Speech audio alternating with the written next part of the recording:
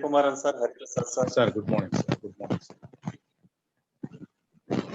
Sir, good morning, sir. Jagdish, sir. Good morning, sir. Munya Nayak sir, good morning. Good morning, sir. Very good morning. Welcome, sir. Jagdish, sir. Sir, Today, good morning, sir. our Thank you, sir. second session resource person. Sriram? Sir live వస్తుందా sir? Okay sir. Right.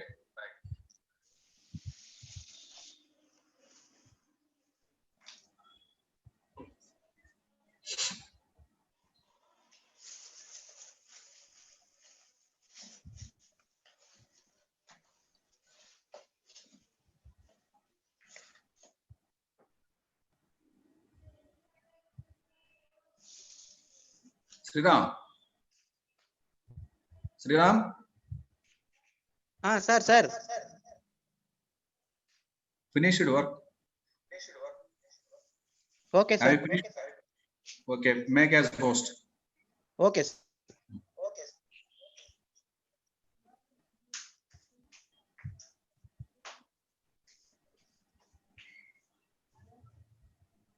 Hari, sir. Sir. Make a call to our principal, sir. Good morning. Sir.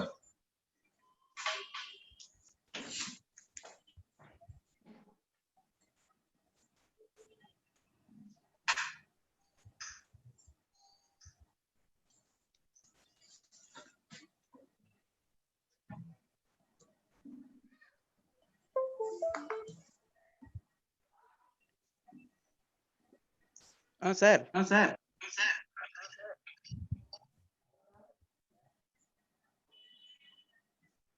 Hari sir Sriram, చెప్పు. Sir hand raise చేయండి, దాన్ని cohost ఇవ్వండి sir. పిలిచేయండి sir. Right. Okay sir.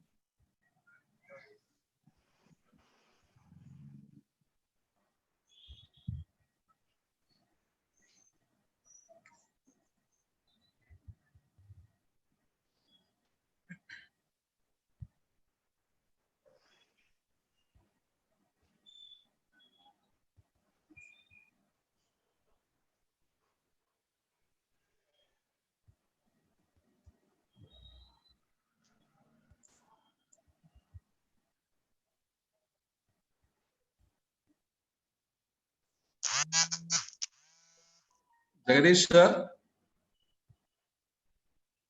Hello, sir. Sir, good morning, sir. Welcome Good to webinar. Sir, I made as a co-host in the name of capital letters Jagadish Upala, or else small letters. Oh, that doesn't matter, sir. Okay, no. Thank you, sir. Thank you.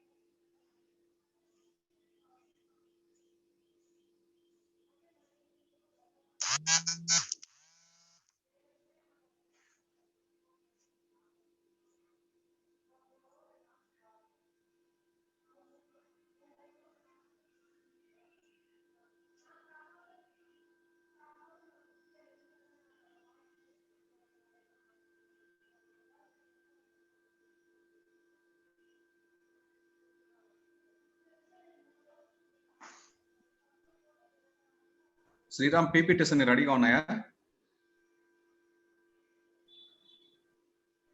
Sriram PPTs రెడీగా ఉన్నాయా? Okay sir. Share చేస్తావు కదా అక్కడి నుంచి? Okay sir. Good morning, sir. Mahendra Singh Rathore, sir. Welcoming today international webinar, sir.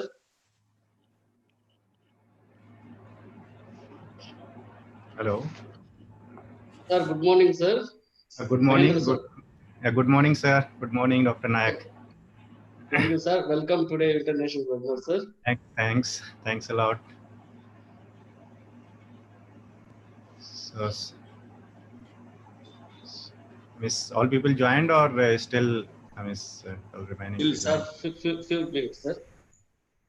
1 or 2 minutes, then we'll start, sir. Okay, so.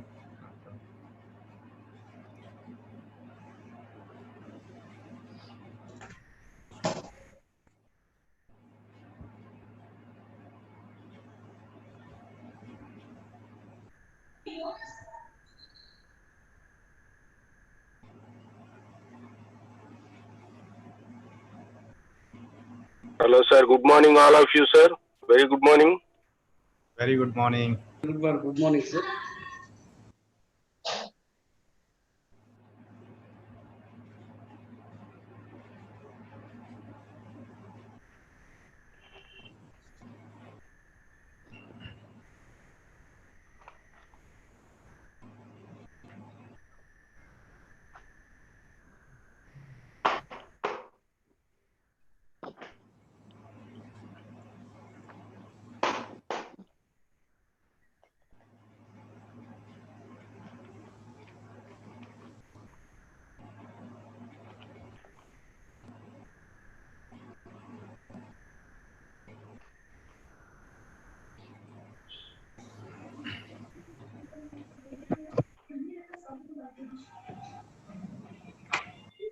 Hi, Mahinder.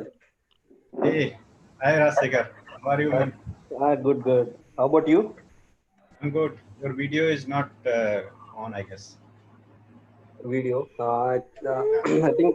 I think it takes some another 5 minutes like that. Okay, no problem.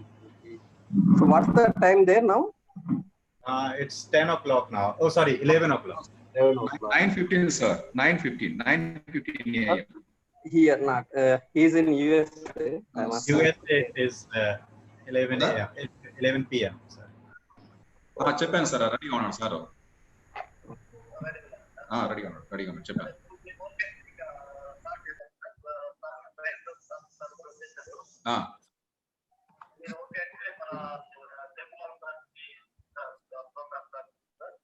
సరే sir, సరే. Mahendra, how are you? Hey, Jagan. Good. How are you? Am I audible? Yeah, yes. Yeah. I'm also using the laptop, that audio. Oh, okay. You can use the earphone if you want. No problem. Yeah, no, I'm just fine.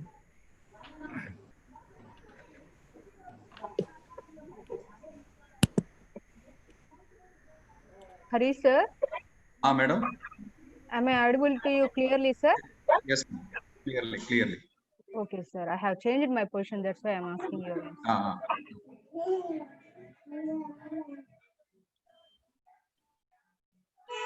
Rasekar.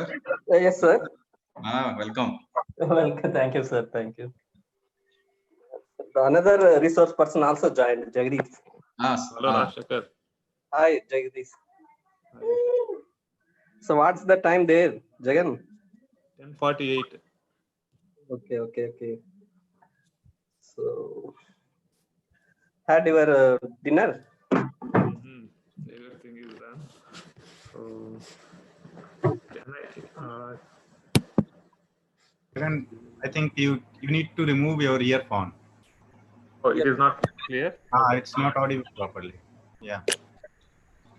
Or you can keep mic in front of your Oh, collar. is it clear now? Yeah, now it is clear. It's fine, I think guess. the desktop audio is enough. Mm-hmm. If you don't have noise in your room, your Yeah, desktop audio is enough. okay, okay.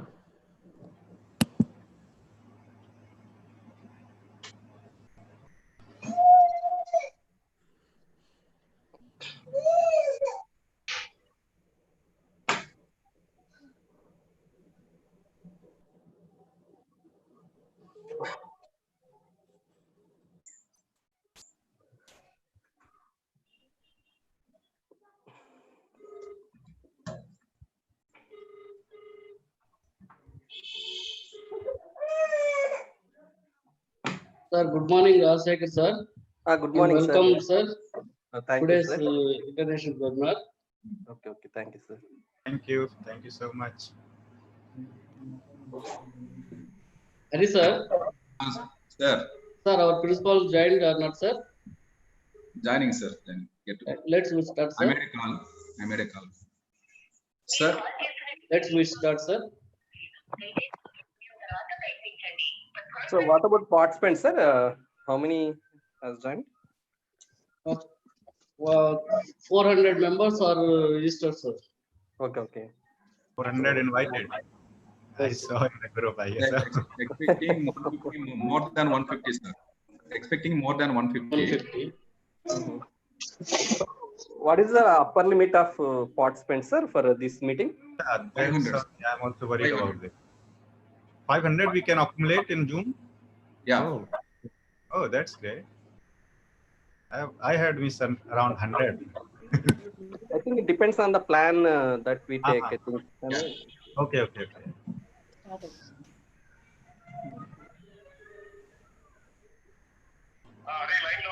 Ochar, sir. Okay, sir. Start. Chulla, sir. Chulla, Chapta.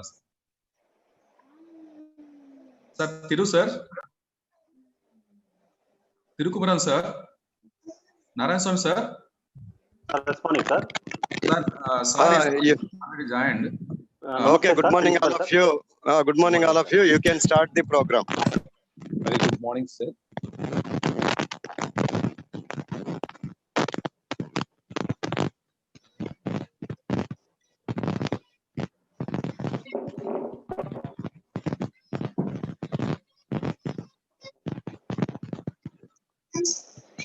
Sir, please start the program, sir. Okay. Yes,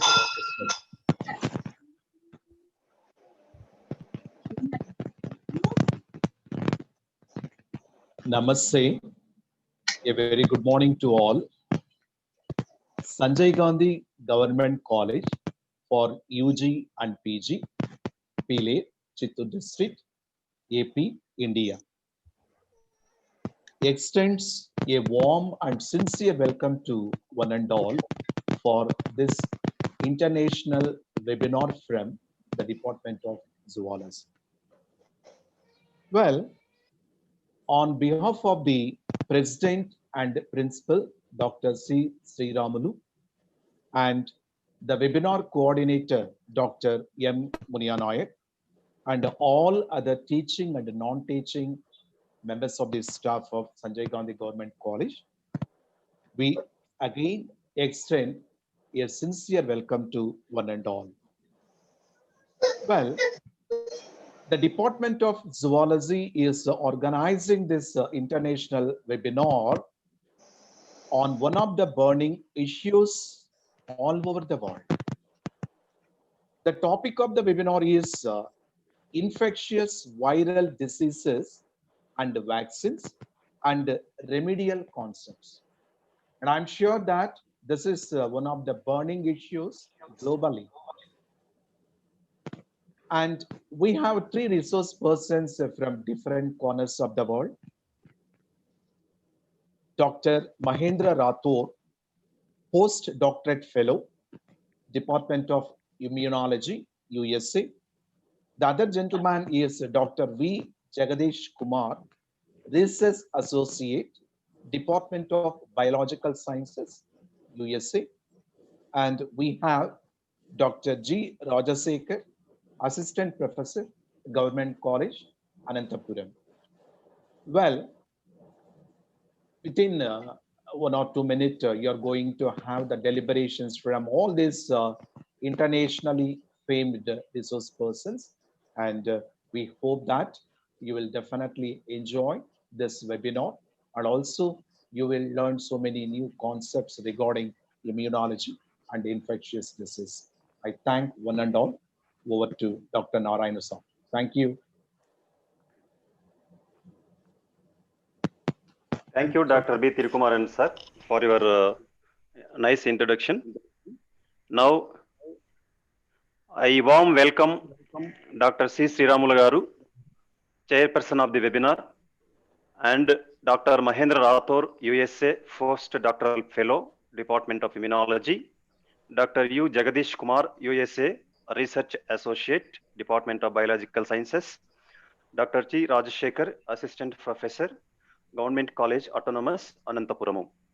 Now, at first, as per the proceedings, this is the time for the presidential address. As part of this, I heartily welcome our beloved principal, Dr. C. Sriramulu Garu. Before starting his presidential address, it is my duty to introduce him. Dr. C. Sriramulu Garu is a good administrator, an eminent academician, and a social activist. As an administrator, he was elevated as principal and professor of economics. He was introduced so many innovative practices at our college. Since lockdown, he has been involving in online activities, responding to the students as well as faculty and as well as society also. He introduced prayer as a best practice in our college, and he initiated the tagline, Open SG Government Degree and PG College Pillar, open your mind, open your mouth. This is an inspiring words initiated by him to inspire the students of our college. As a social activist, he has been involving in social activities. He is acting as advisor, consortium of NGOs, Tirupati. He has been helping the starved people during the lockdown period in and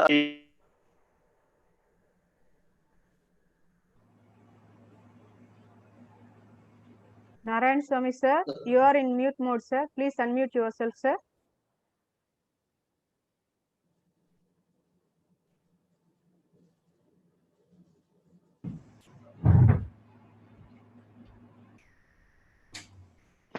I request you, sir, to start your presidential address. Principal, sir.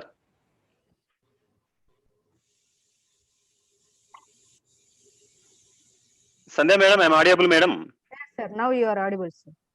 Okay, madam. Sir, Principal, sir, is there, madam? yes, sir. He is there, sir. He is in mute mode. Principal, sir. Principal, sir, Thank you. please. Thank you, Welcome, Dr. sir. Narayan Garu, and all the team members and my family like college colleagues. At the outset, at first I'm saying my namaskarams to all the participants at first, because the participants are our stakeholders and the receivers. At the transmission end, we, the principal, staff, CPDC, and students of Sanjay Gandhi Government Degree and PG College, Pileru of Chittoor District, Andhra Pradesh, India, wholeheartedly welcoming our resource persons, expertise people from America and India. I'm appreciating the sincere effort of Department of Zoology headed by Dr. Muniya Naik and faculty Srimati Sujata, being supported by our Vice Principal Dr. Narayan Swami, and the coordination of Dr. Hariprasad and IQAC coordinator Dr. Swami, technical support from Dr. Sandhya, Ramana, Sri Ramulu, the man behind the curtain, always works for all activities, Dr. Kishore, the other senior faculty members of the college. So, owing to the inconvenience to the USA resource persons, we are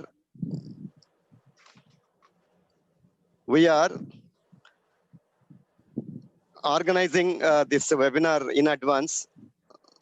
Meanwhile, participants will join. This edited video will be telecasted in number of colleges, universities, prospectively. With that hope, we are starting the proceedings and welcoming the participants. I am welcoming you all. At first, I am requesting the resource persons to be with us and your patient participation. Though we are giving you trouble to you, but the platform will be benefited by your expertise delivery. Why? Because after the completion of this webinar, we are having clear plan to take this video, edited video, to the number of students, researchers of different colleges and universities particularly. So we are having such forecast and vision on cost benefit analysis. Our college is going for third NAC reaccreditation cycle, for which we are all welcoming your transfer of your experience, wishes, blessings, and moral support. In this academic year, 2020-21 academic year, we are fortunate enough to accord permission from Commissioner to start BSc Industrial Chemistry. This is certainly a good opportunity for the college and the rural students that are coming from that area. So happy. Department of Zoology, though Dr. Naik late in responding, but latest he has arranged excellent resource persons and all. Today I'm very happy and appreciating his effort. Okay, we are going to start the program. Sri Ramulu or anyone can share my PPT. I can complete within 3-4 minutes. Sriram. Sir. Sriram, can you share me? So meanwhile, today topic is very compatible topic. Of course, resource persons are so compatible. So today we will have a fervor of pleasant discussion, enable us to take this message to number of students. That idea definitely will reach to many thousands of people, sir. So on this occasion, SG Government Degree and PG College, Pileru, we have designed one caption, one tagline that is open your mind, open your mouth. Particularly open your mouth for improving the communication skills of our rural area students, enable them to get good jobs. Next, this international webinar on infectious viral diseases, very apt one and going for vaccination also. So today we'll have a very contemporary and current topic. Actually, when we look at India's vision, Skill India, Digital India, Swachh Bharat India, Self-Reliance India, Atmanirbhar Bharat Abhiyan. Recently, thanks to Corona, because of Corona, our Prime Minister came out with a slogan that is called Self-Reliant India, for which Atmanirbhar scheme was introduced. But today's topic is concerned Fit India, already orbited in India. Our people should realize and they had to take the concept of fitness for purpose. Now, after experiencing the Corona, everyone is looking at fitness and the immune capacity and the resistance power. See, immediately, urgently, you cannot get it.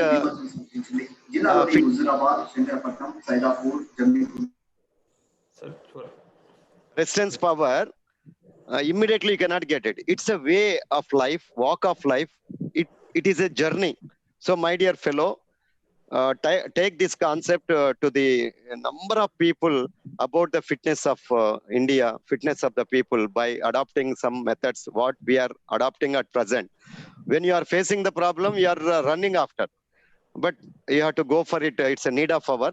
And the life expectancy of the people increased. Back, please.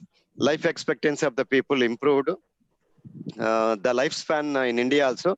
I'm talking about immunity. Immunity is a way of life. And we have to motivate the people to continue the spirit that we are adopting at present for immunity. And sports. I'm also a sports person. I have played for more than 40 years. Now I'm playing tennis and have achieved ranking points and All India trophy also. So because of that, I am feeling so fit. So I'm appealing you all kindly experience it and enjoy the life. Okay, don't trouble the family, don't trouble the government, don't trouble the hospitals. Next, please. So we are requesting all the people to have a immunity capacity by your own efforts. Just look at world situation. United Nations organization made a survey through UNDP, of which, if you can observe our Indian position, at quantity side, having population second rank in the world after China. When you are looking at, this is important, quality side, quality means quality of life or standard of living. SOL means standard of living. By taking some parameters, now India at 126th place around rank. So how much huge difference is there between quantity and quality? We have to bridge the gap. We have to bridge the gap. This is a great challenge before India. So no politician can bridge the gap. No bureaucracy will bridge the gap.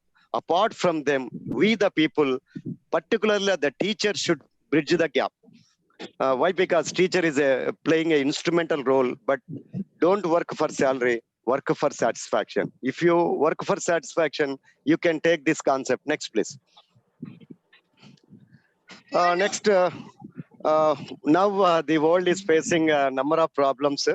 Apart from natural calamities, everyone knows about the natural calamities. And the next one which we are facing problem, global warming. This is alarming problem. Warming is alarming us. World wars, a spelling mistake is there, excuse me. World wars, wars are disturbing the world. Recently, we have experienced the Galvan line of actual control with China. Already, we are facing a lot of problems with the LOC, line of control between India and Pakistan.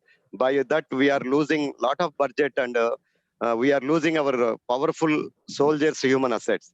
And virus war. Now we are coming to the today's topic.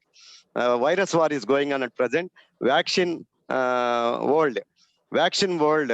So in vaccine world, already you are seeing everyone is saying about everyone is eagerly waiting for to take the vaccine, in which Russia is running just ahead of others, but some controversies are there. USA also, and all countries are, even India. India is having 3 probabilities of coming out with a vaccine, but our vaccine, particularly, I feel proud that in pharmaceutical industry, India is leading ahead of others with credibility. So hope that India also will run in the system and will get the vaccine to our first India. But I'm happy to announce that if Russia produces a vaccine, Sputnik V, on mass production, at first that production is limited quantum to whom it has to be injected. So he has clearly stated, Putin, our health workers, health department, second priority teachers. So by which you can recognize the value of teacher. In other countries, teachers are paid high salaries. Particularly, elementary education teachers are getting more salaries than high school and higher education. So in this war, we'll hope for the best, and we are saying for vaccination. Next, please. When you go for, when you look at history, 18th century, everyone suffered of Masuchi, of variolation.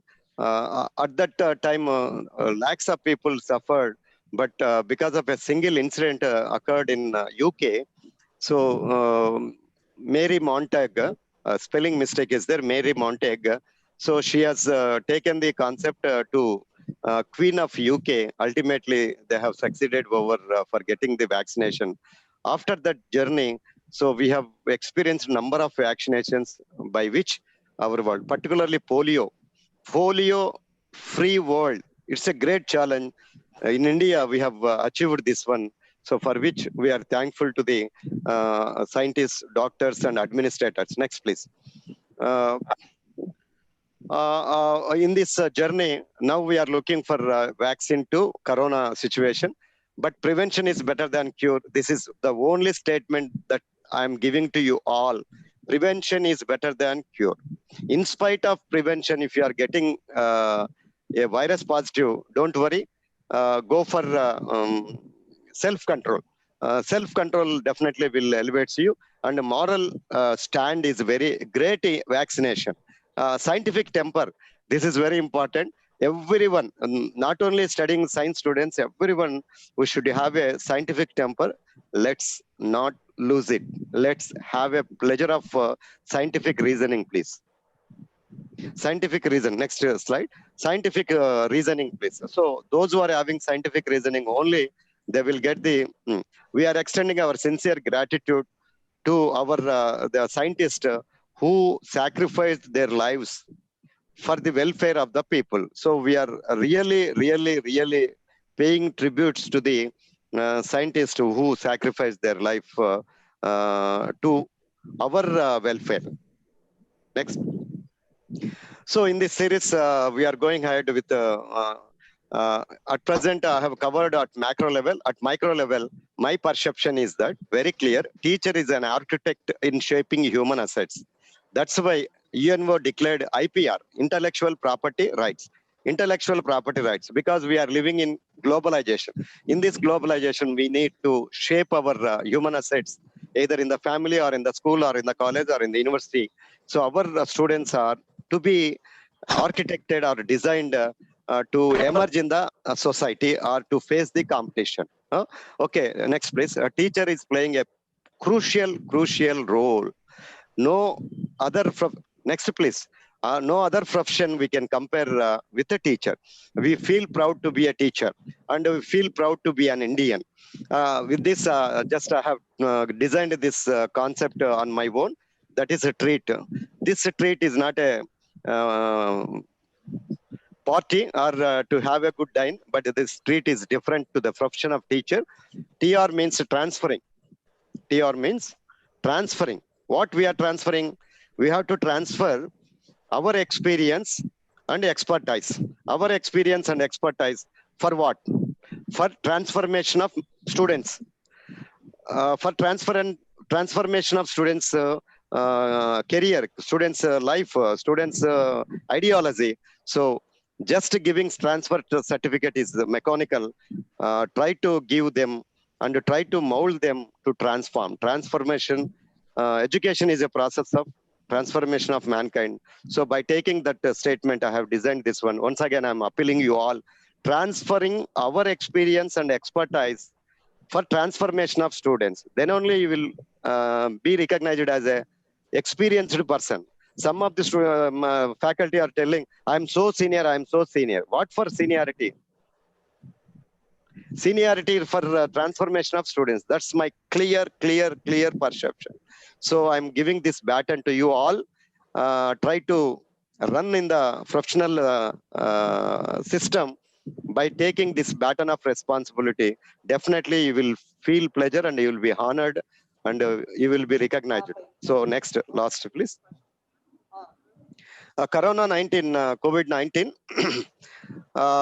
taught us many lessons. It's a universal teacher at present. So then we have taken a shift of alternative mechanism. This webinar also is an alternative mechanism of corona situation, remote working, that is working from home, digitalization, automation, online trading and online teaching also. In this regard, I'm appreciating our staff members who cooperated me in going for online teaching of reaching the rural students at first in the state itself. In Andhra Pradesh state, our college stood first by introducing online teaching way back July 1st onwards by promoting first year students to second year students to third year. So third semester and fifth semester, we have started online teaching by taking the advantage of technology and motivating the students. We are getting very good satisfaction of online teaching. In future also, we'll have even after Corona situation, we'll have a blended teaching, that is offline teaching and online teaching. All the best, and take the concept to the students. Place doesn't matter. You have to reach the students, you have to motivate the students, you have to convert the students for transformation, for which I'm extending my sincere thanks to our team. My college strength is my staff members. So I'm appreciating their sincere effort without any complaint, and the receptivity of resource persons for their patience, and particularly to the participants. I'm really welcoming you all because our universal approach is India. Centuries back, they have given a word that is Vasudhaika Kutumba, world family. Okay. Next, last one, we are really Sarve Jana Sukhino Bhavantu. That is also Indian greatness. Sarve Jana Sukhino Bhavantu. Best wishes for best outcome. Outcome must be a productive one. So hope that today's webinar will give us a productive outcome, for which I'm appreciating the organizers and the resource persons, particularly the participants.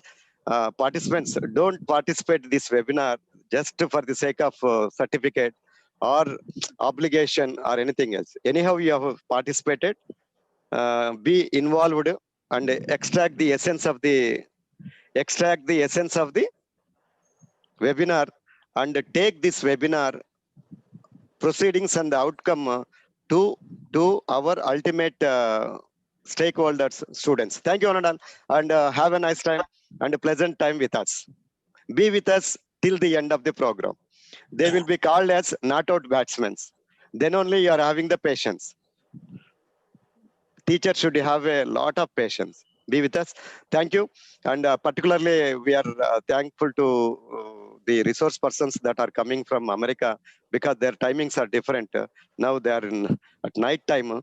Anyhow, bearing with us, really we are reciprocating with the same spirit.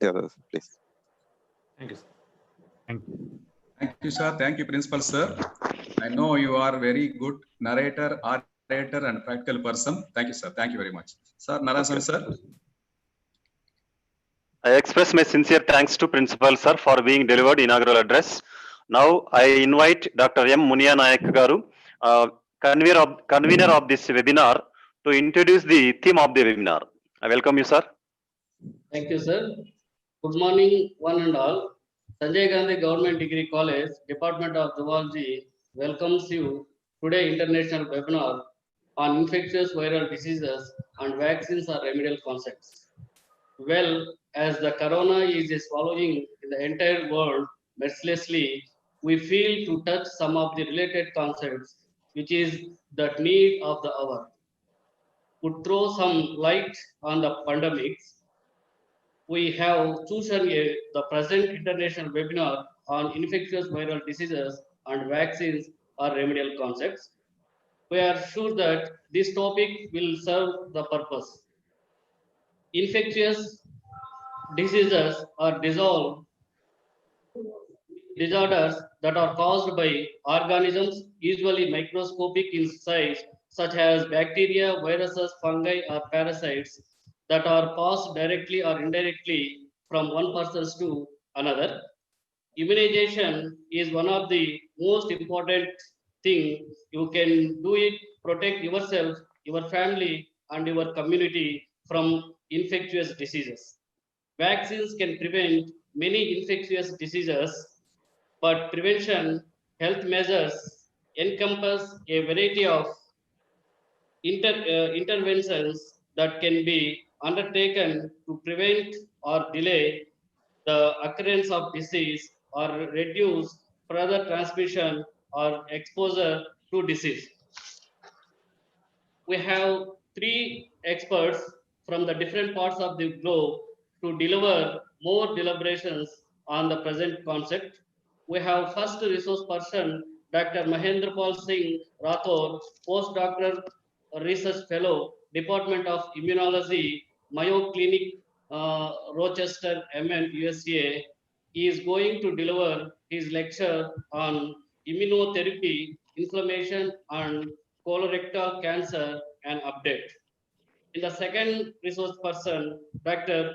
Jagadish Kumar Uppala, Research Associate, Department Biological Sciences, University of Wisconsin, Milwaukee, Wisconsin, USA, is going deliver his lecture on updated approaches against SARS-CoV-2. And we have third session, Dr. G. Rajasekhar, Assistant Professor of Zoology, Government College, Anantapur, is going to deliver his lecture on dengue menace vaccine is dangerous. I hope that you are keenly waiting for the resource persons deliberations. So in a minute or two, deliberations will begin. Thank you one and all. Thank you. I request to Dr. L. Narayan Swami to continue. Thank you, Dr. Muniya Nayak, sir, for nice introducing the theme of the webinar. Now, I welcome the first resource person, Dr. Mahendra Rathore, USA, postdoctoral fellow, Department of Immunology. Before starting this hour's session, now I request Mrs. Sandhya Aduri, Assistant Professor of English, to introduce the SAR. Welcome you, madam. Thank you, sir. Thank you, sir. I am highly elated to introduce the first resource person of today's session, Dr. Mahendra Paul Singh Rathore, postdoctoral research fellow, Department of Immunology, Mayo Clinic, Rochester. Dr. Mahendra Paul Singh Rathore Garu is a true epitome of scholarship. He has obtained PhD in biotechnology from the Department of Biotechnology, Daegu University, South Korea. He is a double PhD holder with Master of Technology in Medical Biotechnology from Department of Biochemistry, University of Hyderabad, India, and Master of Science in Biotechnology from J.C. Bose Institute of Life Science, Bundelkhand University, Jhansi, India. Dr. Mahendra Paul Singh Rathore Garu has tremendous research experience. Currently, he is working as a postdoctoral research fellow with Professor Kasha Varsha Khaze at Department of Immunology, Mayo Clinic, Rochester. Sorry. Excuse me, please And take he's care of studying. the sound. It's Yes, not audible. Sorry. Yeah, ma'am. And studying the role of immune system that help tumors grow and spread, as well as immune responses that protect against cancer. A major focus is cancer inflammation and immune surveillance and the function of regularity T cells in colorectal cancer. He worked both as a doctoral fellow and research fellow. In addition to the rich research experience, Dr. Mahendra Singh Rathore Garu has good scientific expertise. Currently, in his postdoctoral doctor training, he wants to understand the cellular and molecular basis for T cell diversity, interactions of autoantigenic epitopes with the T cell receptor, solving the mystery of T cell suppression and cross-reactivity between autoantigens and microbial antigens in colon cancer. He is also working as a postdoctoral fellow in the projects funded by Minnesota Colorectal Cancer Research Foundation, Biome Valley Discoveries, and University of Minnesota. He has published 15 publications in national and international journals. He presented papers in 8 national and international journals. Dr. Mahendra Paul Singh Rathore Garu is highly adapted administering cell and molecular, microscopic, immunological, biochemical techniques, microbial work, animal handling, and genetic engineering techniques. He has membership in Society for Immunotherapy of Cancer and the American Association of Immunologists. Dr. Mahendra Garu is the recipient of Brain Korea 21 21 Fellow since 2014 to 2016, and the winner of Minnesota Colorectal Cancer Research Foundation Grant 2020. These are just a few feathers in his cap of laurels. With this brief and condensed introduction, may I request Dr. Mahendra Singh Rathod Garu to deliver his talk. Thank you, sir. Rathod Garu, you have the floor, sir. Yeah. Thank you so much for such a nice introduction, Dr. Sandhya. And thank you, sir.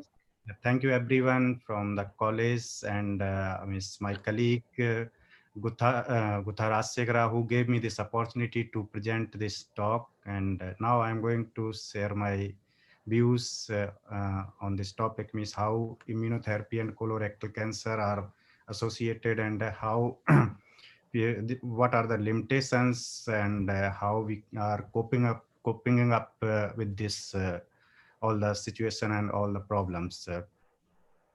So let me share my screen.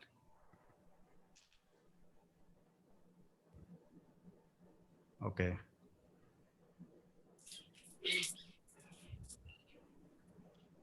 So thank you, everyone. I'm Mahendra Rathod, a postdoctoral fellow, as already has been introduced by Dr. Sandhya. So in today's talk, I am going to give a brief introduction about the colorectal cancer and what are the different factors and are responsible for generation of colorectal cancer, and how these factors can be targeted via immunotherapy, and what is the role of inflammation in the origin of colorectal cancer. So first of all, I would like to give a brief introduction about colorectal cancer. Colorectal cancer is a third most common cancer type, leading cause of mortality among United States, and the second largest cause of mortality worldwide. If we will talk about the 5-year survival rate of colorectal cancer, when it goes from one type to one phase to the second, third, and fourth phase, the survival rate decreased significantly. If the colorectal cancer is in the localized state, it can be, a person can be survived 90.3%. When it metastasize or reached at the fourth stage, the survival rate is 12.5%. So it's really a lethal condition. If you are not aware about the colon cancer, it's life-threatening for the human races. So what are the factors responsible for to colorectal cancer, and how they involve in the origin of colorectal cancer? So there are two kind of factors, like extrinsic factor and the intrinsic factors. In extrinsic factors, there are immune cell mediated inflammation, pro-inflammatory cytokines, and the gut dysbiosis. And if I will talk about the intrinsic factor, there is sporadic mutations such as APC, KRAS, TP53, BRAF, etc., etc. So the major role of this extrinsic factor, as we are talking about the gut dysbiosis. Gut dysbiosis is nothing but it's imbalance of microbes or the microbiota in our gut.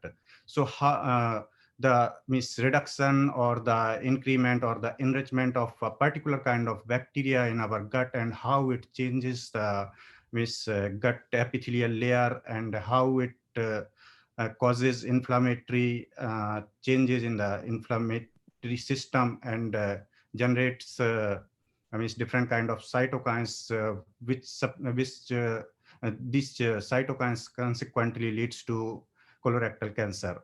So if you can see here, there is some bacteria. This because of dysbiosis, the enrichment or the reduction of this bacteria leads to destruction of epithelial layer, and these bacteria reached to the lamina propria layer of gut lamina propria layer of gut, where different kind of immune cells are available. They attach or give signals to these immune cells for the hyperproliferation, and this hyperproliferation of immune cells leads to generation of different kind of cytokines like interleukin 6, interleukin 17, interleukin 23, and TNF alpha kind of cytokines. These are major pro-inflammatory cytokines, and consequently leads to colorectal cancer. And if we will talk about the intrinsic factor basically are responsible for the mutation in APC, KRAS, or TP53 kind of gene, and these gene are responsible for tumor suppression. When EGFR mediated signaling pathway disbalance or gives a wrong signal, these genes got stopped or halted, halted for their function and develop colorectal cancer. So now, actually, as we have already discussed, this microbiota is having different roles. They are protective as well as pathogenic. So if we will talk about the protective role of these microbiota lives as a symbiont in our gut, and generally play role in the generation of Treg cells and the interleukin 10 cytokines. Treg cells are basically the immune cell regulatory cells. Those are responsible for the to maintain a homeostasis in the body, and finally they reduces or halt the autoimmune diseases. And IL-10 cytokine is an anti-inflammatory cytokine that reduces the inflammation, and as I have already discussed, inflammation is the major cause for the colorectal cancer development. And there are some pathogenic bacteria, and how these microbiota are becomes or turn into pathogenic. There are some environmental factor as well as some genetic factor. If we will talk about the environmental factors like diet, stress, and infection, that leads to dysbiosis of these microbiota. Dysbiosis means as I have already mentioned, enrichment of a particular kind of bacteria, and or the reduction or the reduce the amount of a particular kind of bacteria. When these bacteria change in the gut, they leads to increment of Th17 cells. Th17 and Th1 star cells, these are the pathogenic lymphocytes, and finally leads to chronic inflammation. And this inflammation, when persist for a long time, it leads to inflammatory bowel disease or colorectal cancer. So what is the actual mechanism, how these microbiota and colorectal cancer are interconnected? So if we will see, there are some elements, those are released from the gut microbiota, and even a special kind of bacteria also, those directly play role in the mechanism of generation of cancer. So if we will see here one, there are some bacteria, they act as a driver to generate colorectal cancer. They directly attack on myeloid cells. These myeloid cells release some IL-23 cytokines. IL-23 cytokine have take direct interaction with T lymphocyte, especially T17 or Th17 or Th1 kind of lymphocytes, and they release interleukin 17, and interleukin 17 binds to transcription factor known as NF-kappa B, and this NF-kappa-B signaling pathway leads to proliferation or the uncontrolled proliferation of cells, and that finally leads to generation of tumor. And if we will see some kind of if you will see the metabolites released from the microbiota have direct role on the Wnt and beta-catenin pathway. Wnt beta-catenin pathway is also responsible for the cellular proliferation. It also directly beta-catenin pathway acts as an enhancer for NF-kappa B and leads to cellular proliferation. And there are some bacterial toxins. They generally directly have role in the generation of some reactive oxygen species or the reactive nitrogen species, and leads to DNA damage, and DNA damage consequently turn into colorectal cancer. So what in previous slide I have already discussed about the factors responsible for the origin of colorectal cancer and how these factors can be targeted in immunotherapy. Now I come on the main topic and what I am doing in my research and how I am targeting these factors and how much impact they are having on cancer. So there is EGFR and VEGF receptors. People are generating antibodies against that, and these are responsible for the sporadic mutation. If we control these factors, there are chances to reduce the prevalence of cancer. And in our lab, we are basically focusing on the IL-23. As I have already mentioned, IL-23 is the major inflammatory marker that attacks on release from myeloid cells and interact with Th17 kind of lymphoid cells, and finally interleukin 17 and everything, and consequently leads to colorectal cancer. So in my lab, what I have done, I have developed two kind of knockout mice. One is APC knockout. APC is, as the name itself says, adenopolyposis coli. This is a gene that is responsible for the generation of polyps. Polyps is you can say localized tumor. It's initial stage of the tumor. So we have generated APC mice as well as the interleukin 23 receptor mice. Interleukin receptor, this is directly have take interaction with the IL-23 and leads to inflammation. So we have knock out these two genes, APC and IL-23R, and finally we as a result we see in the small bowel of mice the number of tumors, this is the number of tumors was, or the polyps, was significantly reduced in IL-23 receptor knockout mice. This the same thing we saw, same result we got in small bowel as well as in the colon tissue. So and as I have already discussed, mentioned, this IL-23 is having direct relationship with the release of interleukin 17. So we have also checked the level of interleukin 17, and finally, as you can see, we got in IL-23 receptor knockout mice a significantly reduced amount of IL-17 we got. This study is in the continuation. We need more validation, and we are this is just a preliminary step to validate our model. And there are some one more study is going on in my lab, that is immune checkpoint inhibitor.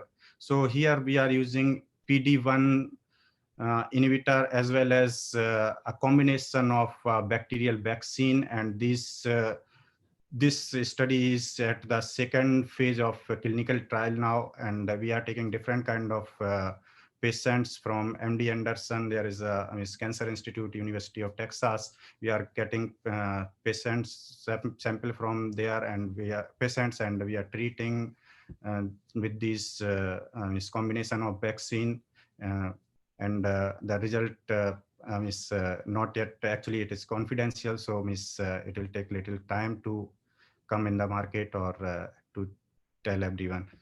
So finally, we come at the main topic: what is immunotherapy? So nowadays, in the case of COVID, also we all are just running behind how to increase the immunity, how to protect yourself. So immunotherapy is kind of one kind of that thing only, to educate our immune system to recognize and attack on the specific cancer cells, or if we will not talk about the cancer cell, if there is any bacteria or virus. So for that also, to educate our immune system to attack on foreign bodies is immunotherapy.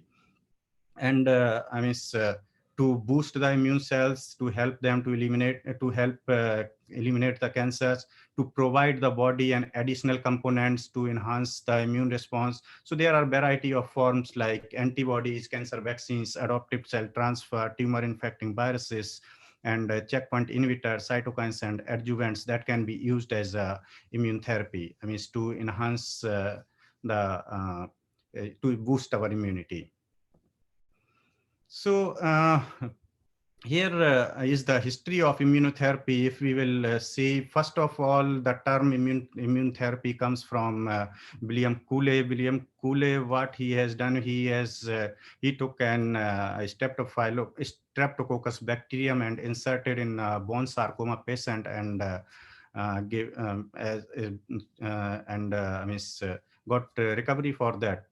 Not 100%, but at some extent, like 60% benefit he saw in his experiment. And this is all started in 1893. After that, Milstein and Kohler has developed monoclonal antibodies in 1975, and they got Nobel Prize for this in 1984. And now, the most fascinating term we are, we mostly, everyone is fascinated about this CAR T cell therapy. CAR T cell therapy came in 2014. So in these, all the topics I'm going to cover in our next slides, and how CAR T cell is beneficial for the colon cancer and other kind of cancer, and how and what are the limitations with different kind of immunotherapy.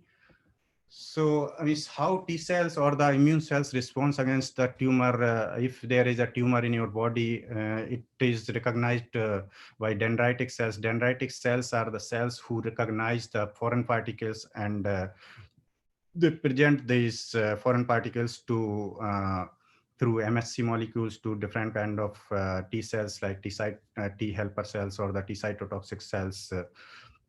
And finally, when these dendritic cells present the antigen that leads to T cell proliferation or the activation of T cells, and these active T cells travel to the site of tumor and kill the tumor.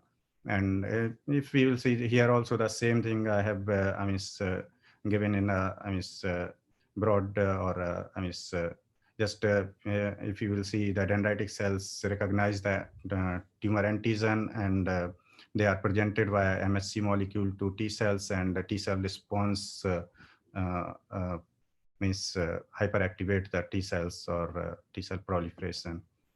So how these tumor cells, tumor specific, okay.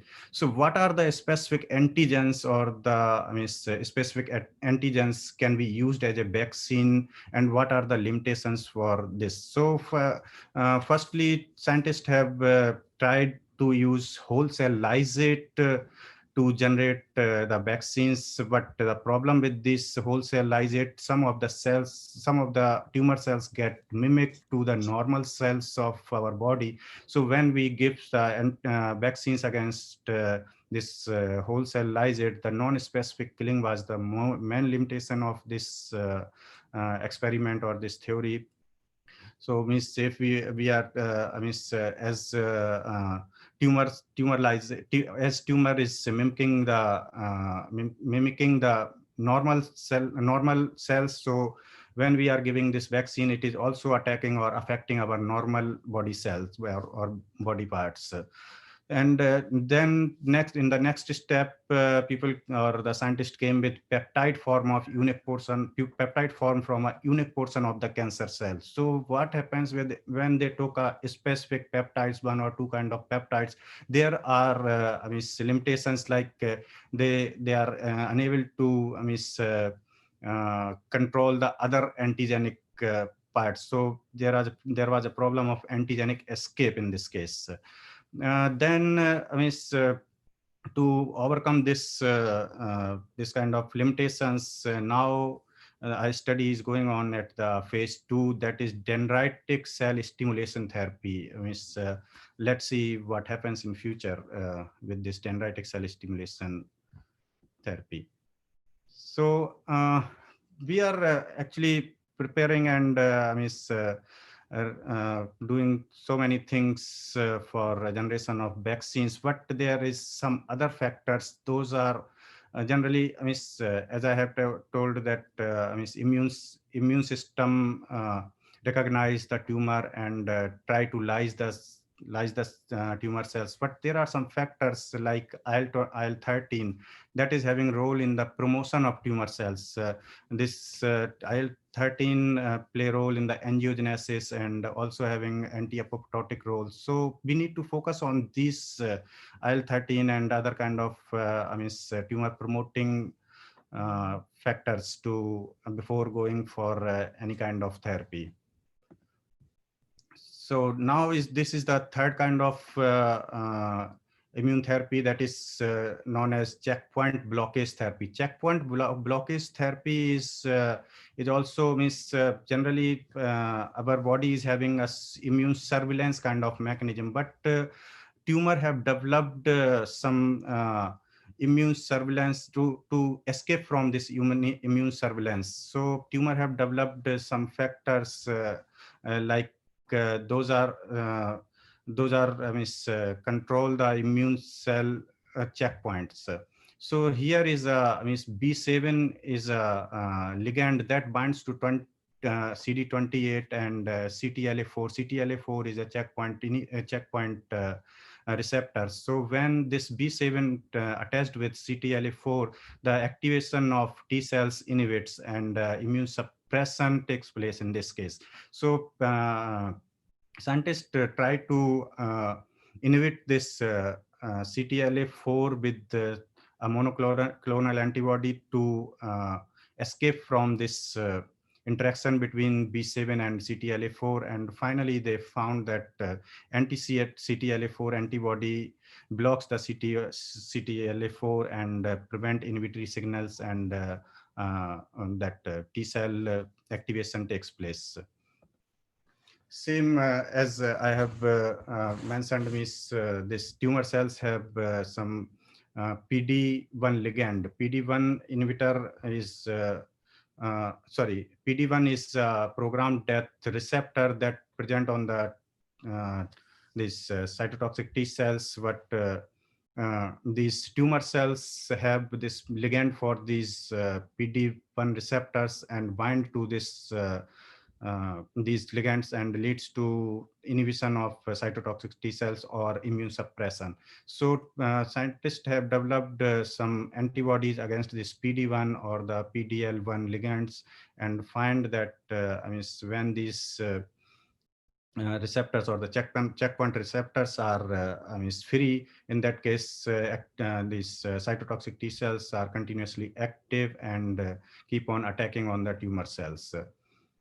So now there is a comparison between how checkpoint blockades are effective than vaccination or for the tumor therapy. So if we will see here, there is a problem with tumor is having multiple regulatory mechanism. Actually, regulatory mechanism as in the previous slide I have mentioned about T regulatory cells. T regulatory cells are the cells who are having capacity to suppress the immune system. So tumor cells have developed this mechanism of immune cell regulation. So when we are giving a a vaccination, at the initial stage, this tumor growing, this is the regulatory mechanism start also increasing. So this is a limitation of vaccination. If it is a growing tumor, then it is really tough to treat with vaccine. Now, what are the prospects and the challenges in the case of checkpoint inhibitor? Checkpoint inhibitor are typically only give response 20 to 40%, and they are also developing to resistant. This checkpoint inhibitor theory is also not 100% feasible. To overcome this problem, scientists are using some combination therapy. As I have also discussed, we are also focusing on PD-L1 inhibitor, as well as giving a combination of a bacterial vaccine with this, and trying to treat other different kind of cancer. So this is the problem, how people are or the scientists are trying to cope up with this single checkpoint inhibition. How we can overcome this problem? People are trying for that. Now we come on the last one, that is very nowadays it's very fascinating kind of theory, the CAR T cell theory, chimeric antigen receptor theory. So what actually is a chimeric or the CAR T cell therapy is? In this case, what people do, or the physicians do, they take some T cells from the extract from the patient who are having lymphoma or the leukemia, and they grow in these cells in vitro condition, and try to engineer them to express some specific kind of a marker or receptor. Those are especially attached with the specific kind of tumor markers or the tumor antigens. So in this chimeric antigen receptor therapy, we don't need dendritic cells to present antigen to T lymphocyte. Directly antigen can attach to the receptor of T cells, and T cells finally lead to destruction of that particular kind of tumor. So this chimeric cell therapy or the CAR T cell therapy has been evolved from first generation to fourth generation. First in the first generation, they have introduced through genetic engineering the CD3 Chi receptor, and in the second generation they also introduced one co-stimulatory domain like 41BB and CD28 in addition to CD3 Chi receptor. In the third generation, they used two co-stimulatory domains. Actually, why the need of this co-stimulatory domain is they need this because only one receptor was not it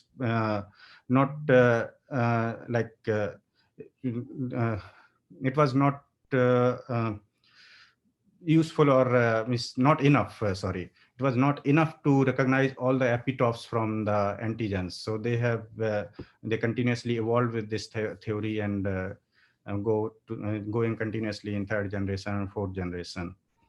So what are the challenge or limitations with the CAR T cell therapy? CAR T cell therapy is the basic actually problem with CAR T cell therapy is the cytokine storm. So when we treat a patient with CAR T cell therapy, it starts developing different kind of cytokines and leads to inflammation in our body. So now people are doing with the CAR T cell therapy, we must need to use some anti-inflammatory therapy.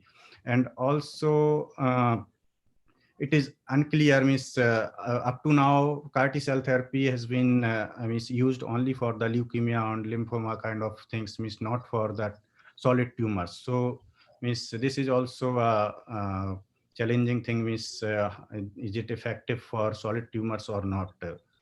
And also the exhaustion of transfer T cells is a major problem with the CAR T cell therapy.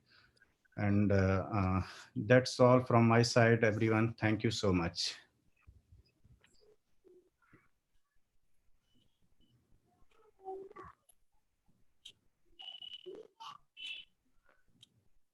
If anybody have any question. Thank you very much, Rathore sir. Narayan sir. Please, Narayan sir. Thank you, Dr. M. Mahendra Rathore garu. Now this is open for the question and answer sessions. Dear participants, you can raise your questions one by one to raising a hand option only. Please raise your questions.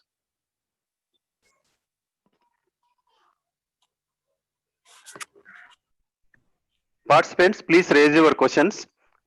Otherwise, we will go for the second session.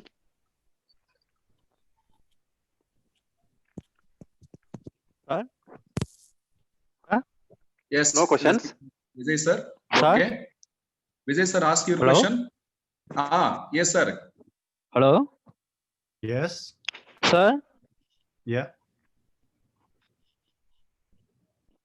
Yeah, please continue.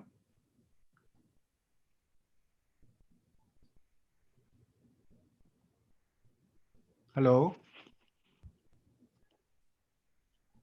Mahi, I have one question. Yeah, sure. Yeah, regarding this, what you said, the microbiota in the gut region. Are there any studies Hello? looking for? Are there any studies looking for understanding the pathogenicity of the microbes in the gut?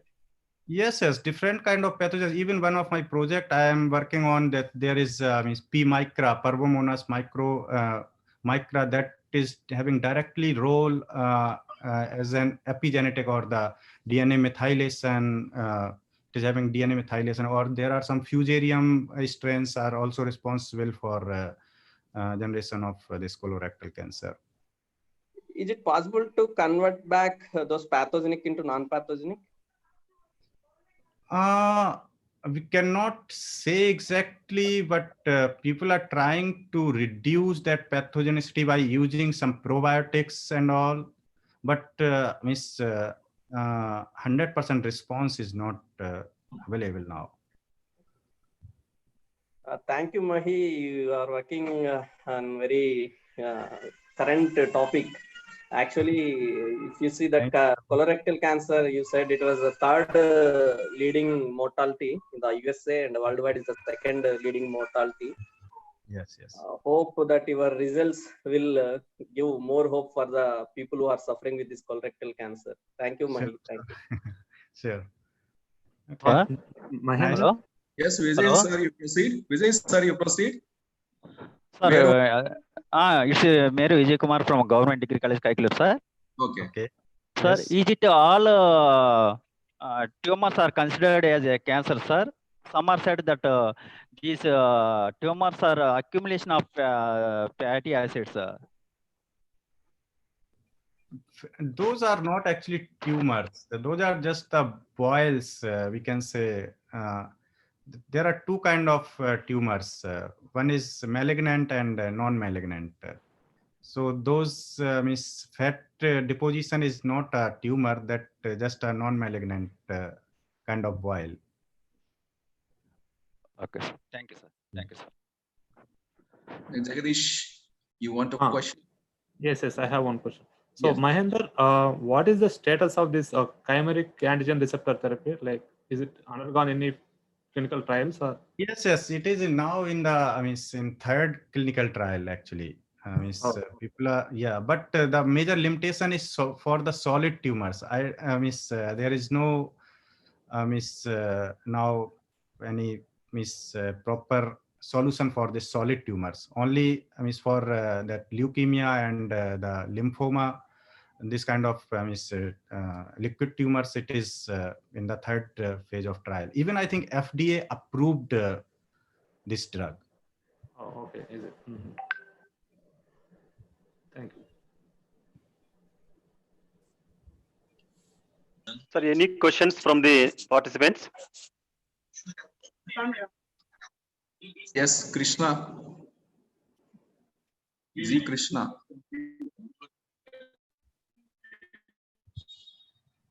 Yes, you want to ask any question? G. Krishna.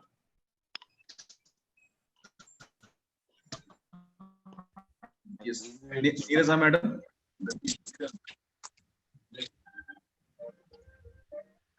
Neeraja madam.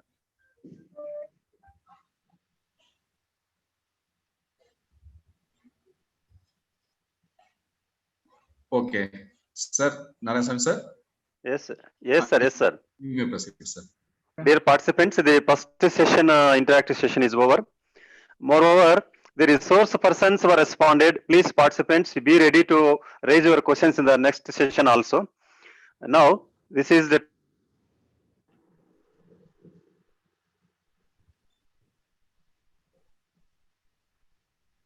there it was 12 noon midnight. Why? Because we will propose vote of thanks now only.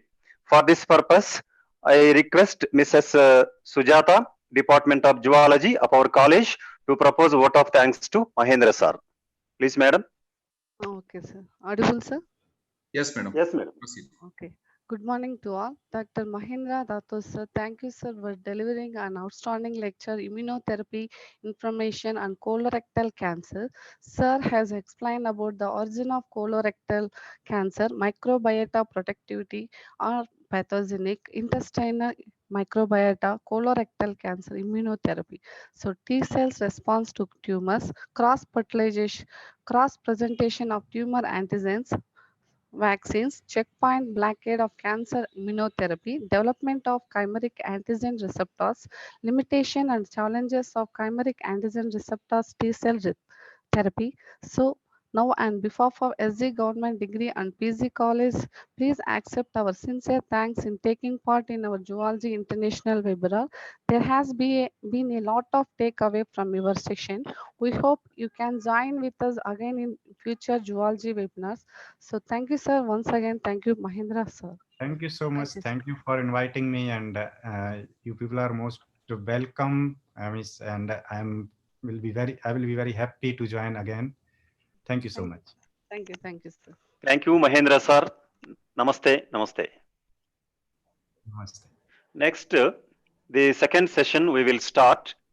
For second session, the resource person will be Dr. U. Jagadish Kumar, USA Research Associate, Department of Biological Sciences. Before starting SAR's session, it is our duty to introduce SAR. For this, I invite Dr. C. Aruna, Department of Botany of our college, to introduce the SAR. Aruna, Thank madam, you, please. Thank you. Welcome. Sir, am I audible? Sir, Yes, madam. hello? Oh, Madam. okay. Yes, madam. Okay, sir. Good morning to everyone. I am very much delighted to introduce Jagadish Kumar Uppala, Research Associate, Department of Biological Sciences, University of Wisconsin, Milwaukee, USA. Sir has finished his bachelor's and master's of science degree from SV University, Tirupati during 2002 to 2007. He holds another master degree in biotechnology from 2009 to 2011. Sir has completed PhD in biochemistry during 2011 to 2017 on role of chemical chaperones in stress-induced protein and cellular homeostasis. He is currently a postdoctoral research associate working on crosstalk between P13K pathway and unfolded protein response pathway. He has 5 publications under his name so far. He has been honored with the International Travel Fellowship Award and CSIR, UGC, JRF, and University of Hyderabad Fellowship.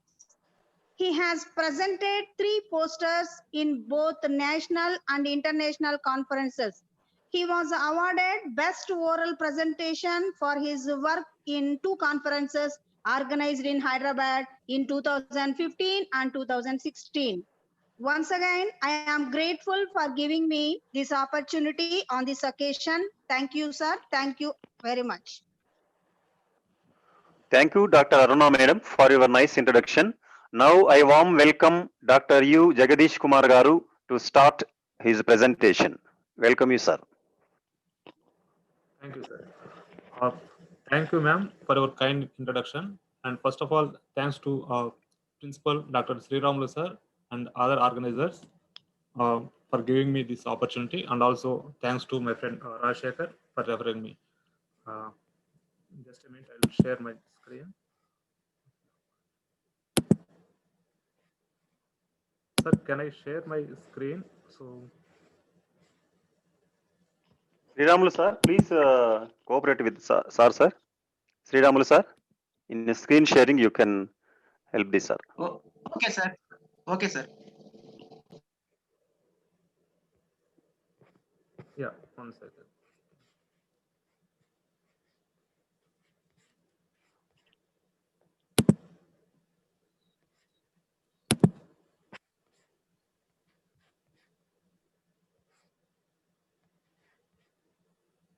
Can you see my screen? No, sir, not yet.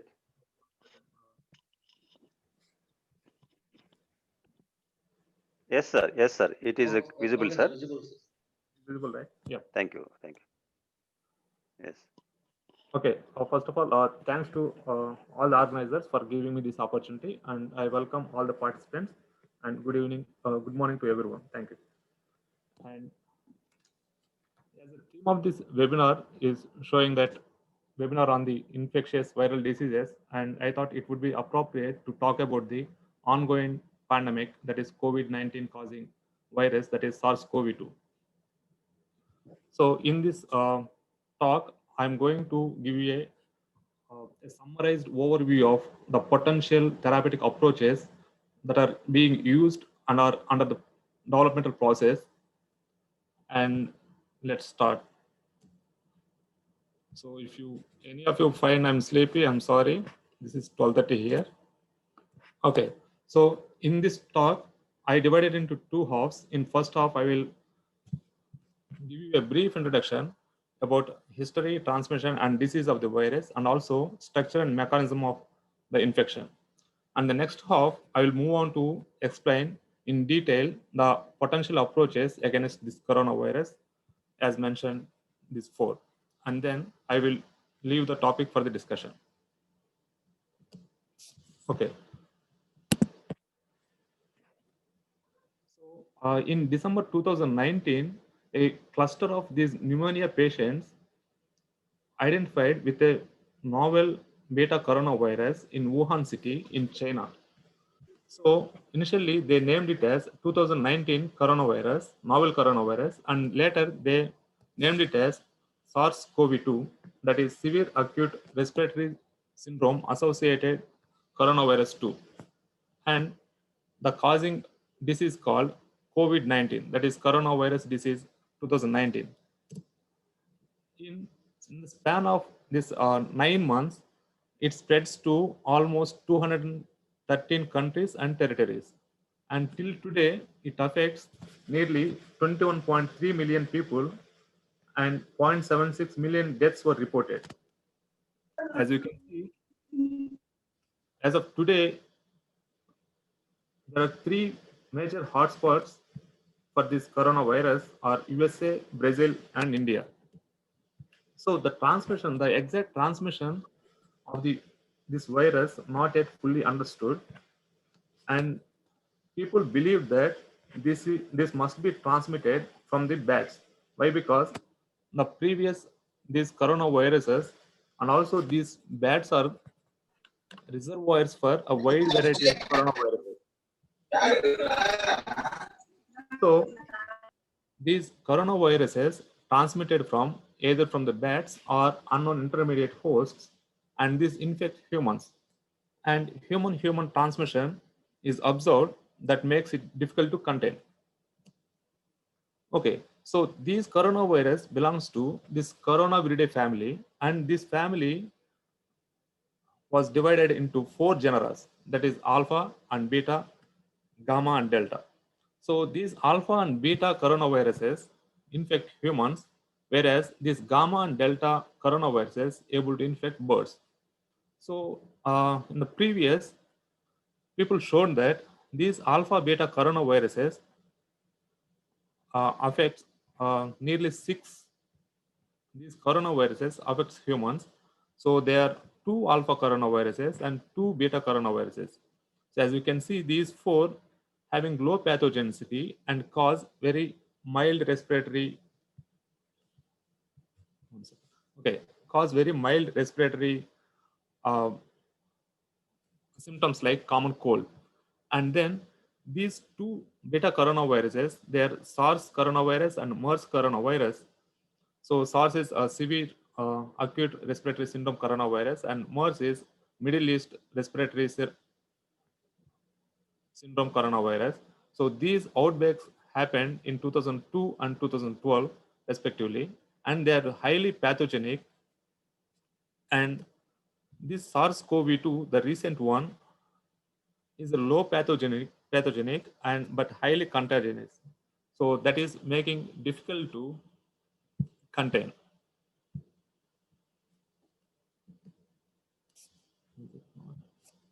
Okay. So if you look at the structure of this coronavirus, it has a single stranded RNA as a genome, and these non-structural proteins, including a membrane protein and a nucleic capsid protein and spike protein and envelope protein. So,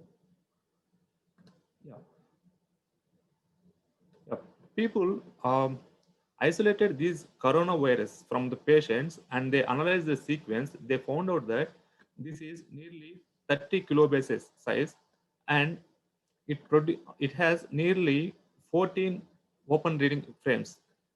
So 2/3 of these genome encode for these non-structural proteins, and 1/3 code for these structural and accessory proteins.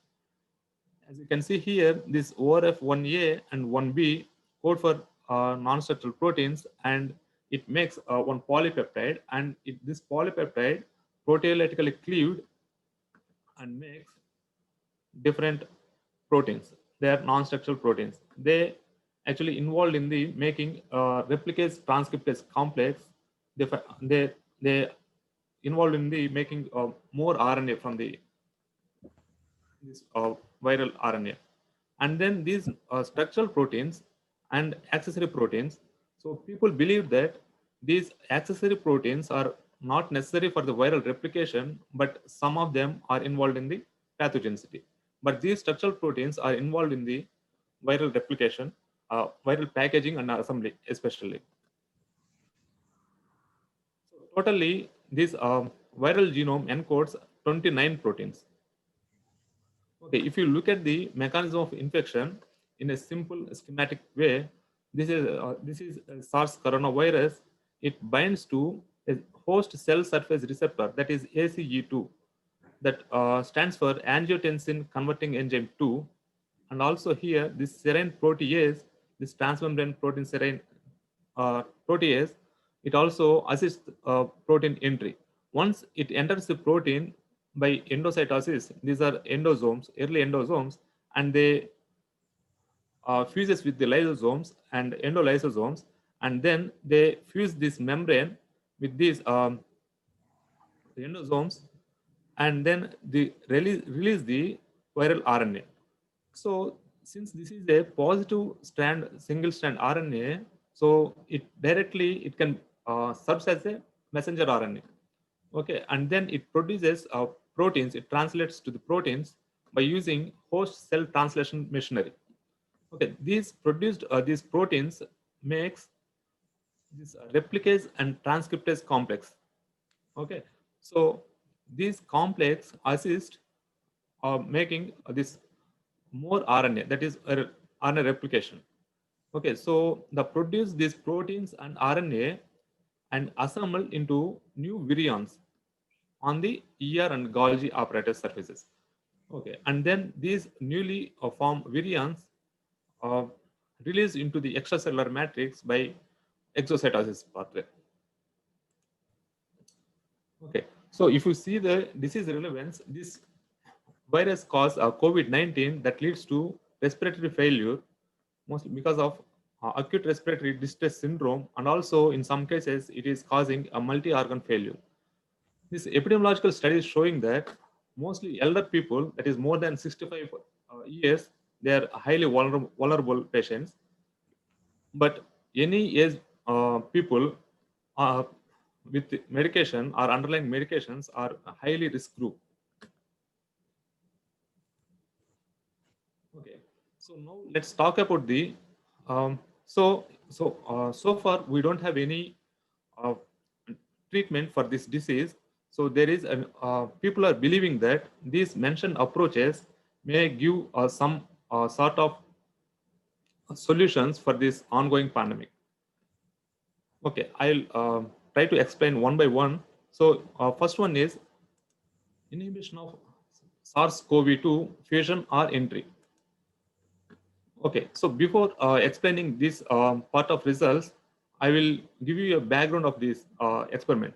See, in December 2019, when these people with pneumonia, they joined the hospital, right, in Wuhan city. So they actually came from a Hubei province from a seafood market. So they sent these samples to Wuhan Institute of Virology. So that lab specifically works on these coronaviruses. Okay, so they thought the condition of so what actually they did with the samples. So they set up a PCR by using a pan coronavirus primers. So what they found out that out of 6 samples, 5 samples became positive.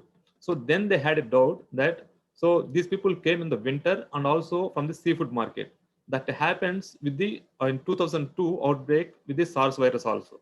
So they thought that maybe this is also related to SARS coronavirus, and they what they had done is, so this SARS coronavirus and MERS coronavirus, so for their entry they use this ACE2 receptor.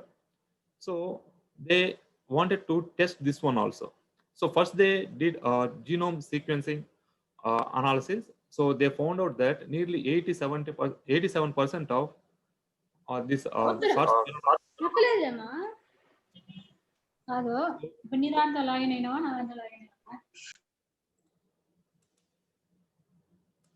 Okay, so they thought that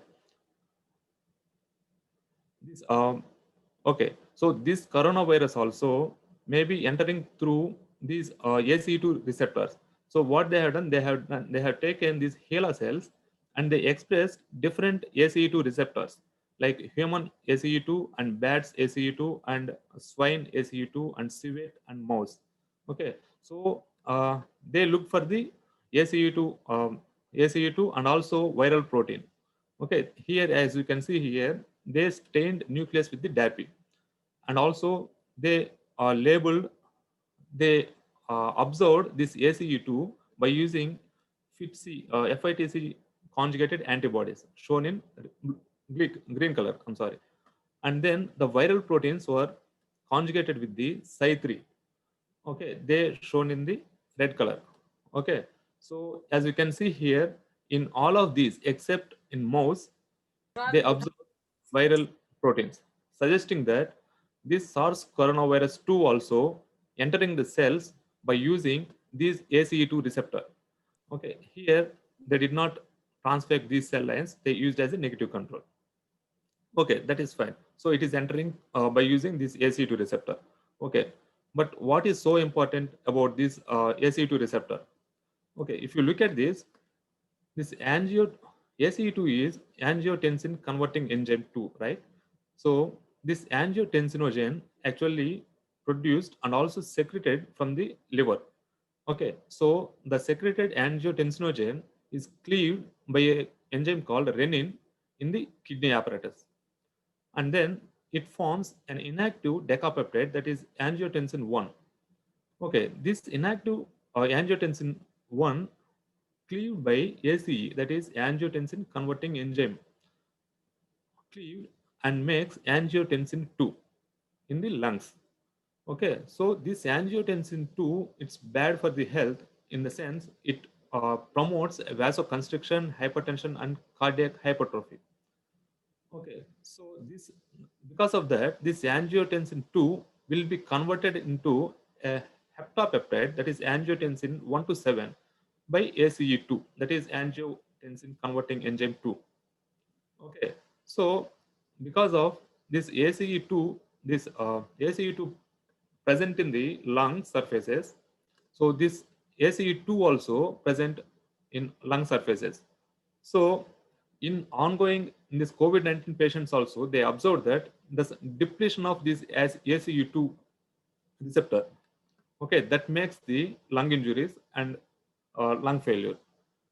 Okay, and then soon after these Joe et al. Published these results, and next group from the University of Texas, this Rap et al. People crystallized this coronavirus S protein, that means spike protein. This is mainly causing entry into the cell, right? So as you can see here, this spike protein has 3 domains. One is ectodomain, it's a big, large domain, and transmembrane domain, and intracellular tail. And this ectodomain consists of 2 subunits, that is this S1 subunit and S2 subunit. This S1 subunit has this receptor binding domain, so that helps in the binding of the that ACE2 receptor.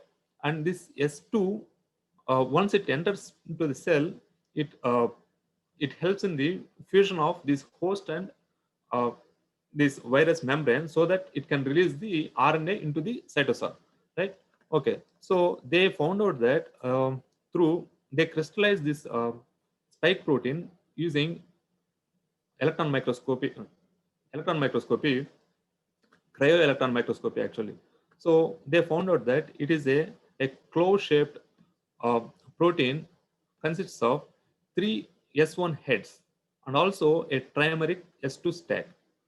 Okay, and then during viral entry, this S1 heads binds to, as I showed here, this ACE2 receptor, and then it enters the cell, and where S2 helps in the fusion of this host and viral membranes, and then releases of genetic material into the cytosol. Okay, so thus, as you can see here, these interactions are very important for viral entry.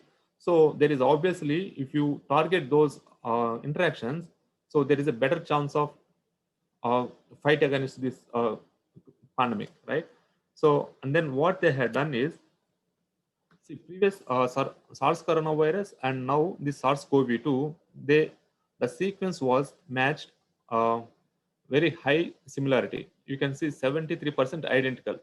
So what they have done is, so they have already a monoclonal antibody for the SARS coronavirus. They tested whether it can bind to the SARS coronavirus 2 also. So they did that experiment, ELISA, that is enzyme-linked immunosorbent assay. They simply take 96 well plate they have taken. So they what they have done is, so they coated those membrane, those 96 well plate with this receptor binding domain. As you can see here, this is the important for attachment of this host cell receptor, right? So they have taken this protein and they coated on the 96 well plate, and they added this antibody. This is neutralizing antibody of the SARS coronavirus, and they found out that, and so they added that antibody, right? And they added another secondary antibody that was conjugated with the horseradish peroxidase. Okay, and then they added substrates for that HRP, and they measured the OD. So they plotted here, as you can see here. So this is CR3022 is a SARS coronavirus monoclonal antibody. So these are also other antibodies. So, but you can see this SARS coronavirus antibody is showing very high binding efficiency, binding affinity towards the receptor binding domain of our SARS-CoV-2. So they suggested that this neutralizing antibody binds to this RBD so that entry will be inhibited, so that virus entry will be inhibited.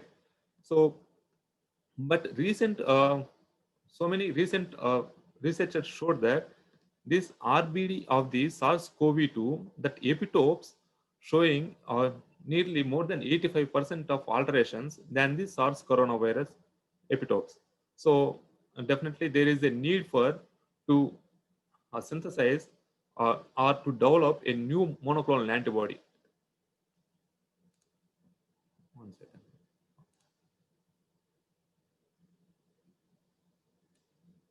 Okay, so and then yeah, so and people believe that SARS coronavirus entry into the cell not only dependent on these ACE2 receptors. As I showed previously, there is another serine protease on the host cell membrane, right? This is TMPRSS2. That means transmembrane protease serine 2. Okay, so what it will do is it actually helps the viral entry into the host cell. So people believe that it is a potential approach to inhibit this serine protease. So there is a prodrug that is camostat mesylate. So they used this drug and they analyzed the viral entry. Okay, as you can see here, so these are the verocells and they transfected with the TMPRSS2, this protease, and then they used this camostat and they checked the viral entry. As you can see here, this is SARS and this is SARS-2, and this is taken as a control. And this E64D, it is an inhibitor for the cysteine protease cathepsin B and L. Sorry.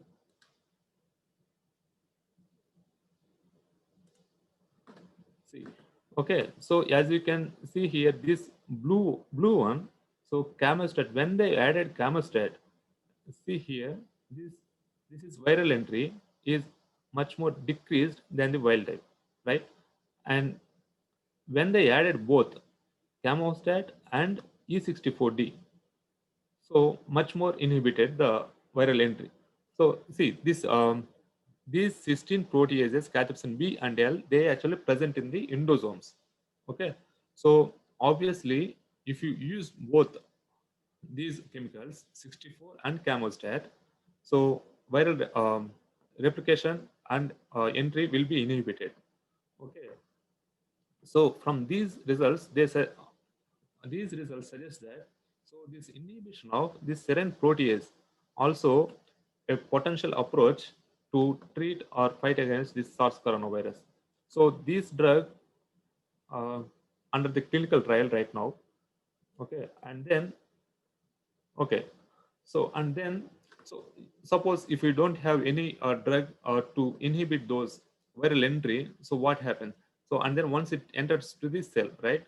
So it is in the endosomes, and then it fuses with the lysosome. So and then in this lysosome, it fuses this viral membrane with the host membrane to release this genetic material.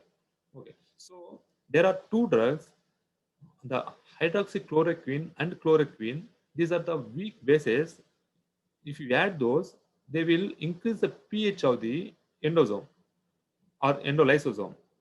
Okay, but pH is very important here in endosomes for the those proteases, lysosome proteases.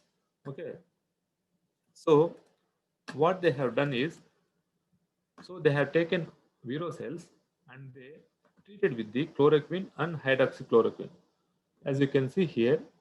So and then these viral proteins are shown in red color, and nucleus is stained with the Hooch's stain as shown in blue color, and this EEA1, this is a marker for the early endosomes.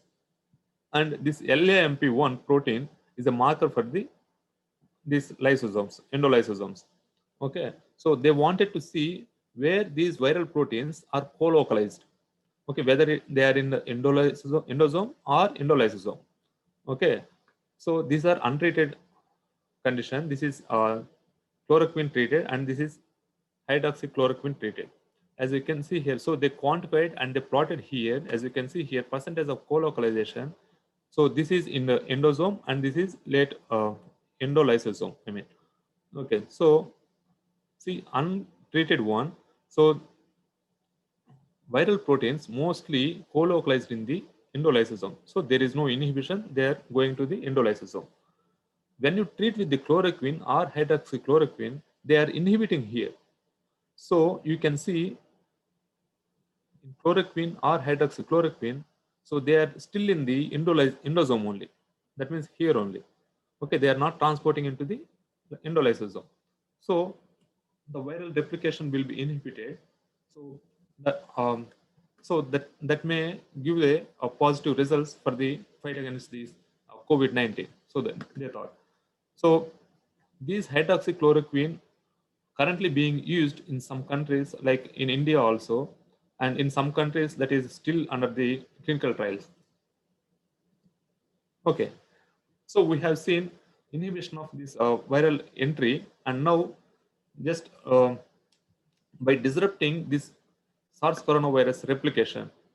So they thought, so if you inhibit this viral replication, as you can, if you remember this schematic, see here, this SARS coronavirus enters to the cell, and then it releases its viral genome, and then it replicates by using this replication complex and also RNA-dependent RNA polymerase. Okay, so what they wanted to do is here, they wanted to inhibit this RDRP, that is RNA-dependent RNA polymerase. Okay, so this remdesivir is recently found a potential antiviral drug to treat some coronaviruses, including SARS and MERS. So it is just an adenosine analog. So when they injected this one, so what it will do is it will incorporate into these nascent viral RNA molecule, RNA. So then what happens? So the RNA synthesis will be inhibited or arrested, so that viral replication will be inhibited. So, okay. So to test that, so to test these activity of antiviral activity of remdesivir, one group researchers from the China, they actually screened a lot several drugs for their antiviral activity. So what they have done, so they have taken viro cells and they as usual they grow for overnight, and then they added those different drugs with different concentrations, and they allowed them for 1 hour, and then they infected with the virus. Okay, after 2 hours, they removed this drug plus virus containing media, and they added a fresh media with the drug. And then after 2 days, they collected supernatant. The idea here is if the virus is entered into the cell, so it will replicate, and it through exocytosis, it will come out into the cell suspension. Right, so they collected that supernatant, and then they isolated RNA, and then they have done a quantitative real-time PCR. Okay, so they found out of those several drugs, they found out that there are 3 drugs that they are remdesivir, chloroquine, and favipiravir. So these 3 showed antiviral activity, high antiviral activity. So among these, as you can see here, remdesivir and chloroquine with a minimum concentration that is at 1 micromolar, they are showing high antiviral activity. As you can see here, remdesivir at 1 micromolar, it is showing maximum antiviral inhibition, right? And it is not case with the favipiravir. So it is 10 micromolar, still it is minimal. Okay, so they found out that these 2 are probable drugs to use, and this remdesivir already used in countries like in our India, but in some other countries, it is still under the clinical trials. Okay, So they have inhibited and they have seen the antiviral viral replication, right? So if since it is a positive strand, nothing but see positive strand, it can directly make proteins. It directly can undergo translation by using host cell translation machinery, right? So they inhibited here. So actually, so as I said, this viral genome, it gives a polypeptide like here as shown here, polypeptide, and then it will cleave proteolytically into structural and non-structural proteins. So the main protease is a 3C like protease. This is the main protease of the coronavirus. Okay, so to inhibit that, they use two drugs, lopinavir and ritonavir, and they tested those viral replication. They found out that viral replication was inhibited. So these two drugs are under clinical trials right now. Okay, so as of now, so we have seen these two inhibiting SARS coronavirus entry and fusion, and also the disruption of this coronavirus replication. And then the well-known and recently using in so many countries, that is plasma treatment, that is convalescent plasma treatment. Convalescent plasma, nothing but a plasma obtained from a donor who has already recovered from the COVID-19. Okay, so assume that donors must be having a high antibody response. So in this plasma, we assume that it has antibodies against the coronavirus. Okay, so they transfuse this plasma into the patients, and then they what we are expecting is these antibodies either binds here to the spike proteins, so they inhibit the viral entry, or these neutralizing antibodies, they bind spike proteins once already in the entered coronavirus also, spike protein also, and makes them block the necessary conformational changes for the fusion of the host and viral membranes. Okay, but actually this has some limitations. Mainly there is lack of high quality randomized clinical trials, and also the knowledge of the precise mechanism of action of this plasma treatment is not well understood. But as per the CDC guidelines, what they're suggesting that, so you can use this CP treatment to the patients who are in severe or critical condition, or where the patients who are disease progression is very severe. Okay, so this is under still in clinical trials for their efficacy and safety. So, and the need of the hour is vaccines. So let's talk about vaccines for this SARS coronavirus. So what is the status in the worldwide and India, and what about the recently popular Russia vaccine also? Just by looking at this cartoon, we can imagine the need and competition for the coronavirus vaccine, right? Literally, there is a race going on in between companies for the vaccine development all over the world. All the vaccine development processes, they are targeting this receptor binding domain of the spike protein. Okay, so due to this spread of this coronavirus, vaccine must be the most efficient and cost-effective means to protect and prevent this SARS coronavirus. So many countries, nearly, as I mentioned here, approximately 120 candidate SARS coronavirus vaccines are under development. There include RNA vaccines, DNA vaccines, recombinant protein vaccines, vectored vaccines, inactivated vaccines, and live attenuated vaccines.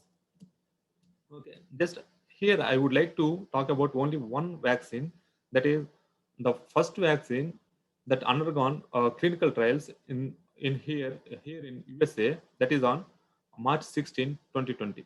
So this was developed by Vaccine Research Center from Washington, Seattle in USA, that is in association with the NIAID, that is National Institute of Allergy and Infectious Diseases. So this candidate vaccine mRNA, they named it as 1273, and it is nothing but, so what they have taken here is, so they nucleoside modified mRNA based vaccine which encodes this spike protein, right? They named it as S2P. Okay, so this mRNA nucleoside modified mRNA, they encapsulated in lipid nanoparticles. I will show you how they did. See, I think as you can see here, this is SARS coronavirus.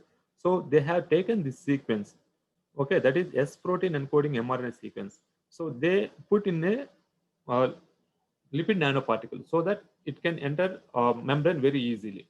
So they injected through intramuscular injection, expecting that these myocytes take up these. So these myocytes take up these lipid nanoparticle encapsulated vaccine into the cell through endocytosis, and they release this mRNA and they make that protein, S protein, and they release secreted out from the cell, and they expected that it can induce humoral immune response, which produce antibodies and also cellular immune response. So since they started in March 16, so first phase trial is done. So they published their preliminary report on July 14, 2020. So this is a general schematic of any vaccine that before it comes to available for the public. Okay, so first it has to pass this preclinical trials, and then it has to enter phase 1, phase 2, phase 3 clinical trials. And then, so in these phases also, first they will use only 20 to 80 participants, and then they will assess the efficacy of that vaccine, and then they see the they will enter into the phase 2, where they will use 100 to 300 participants, a large number group, and then the quite large number they will use in phase 3, or nearly 1,000 to 3,000 people, and then they submit to the FDA approval, and then once it approved, so it can go for the market. So in their phase 1 trial, they used 45 individuals, participants, all are aged between 18 to 55 years. They divided into 3 groups, like 15 per each group, and they have given different concentration of this vaccine in 2 doses in between 28 days. Okay, in between they're collecting their samples, and end of the 56th day, so they analyze this antibody response against this this antigen. Okay, so here I'm showing you the preliminary report. As you can see here, in all these 3 groups, see here, this is in day 1 and this is day 57, and they have taken this convalescent plasma, that is from the donor who recovered from the coronavirus, as a positive control. See, in day 1, they don't have any antibodies for the that vaccine generated antigen, right? So after 2 days, they developed a significant amount of this antibody.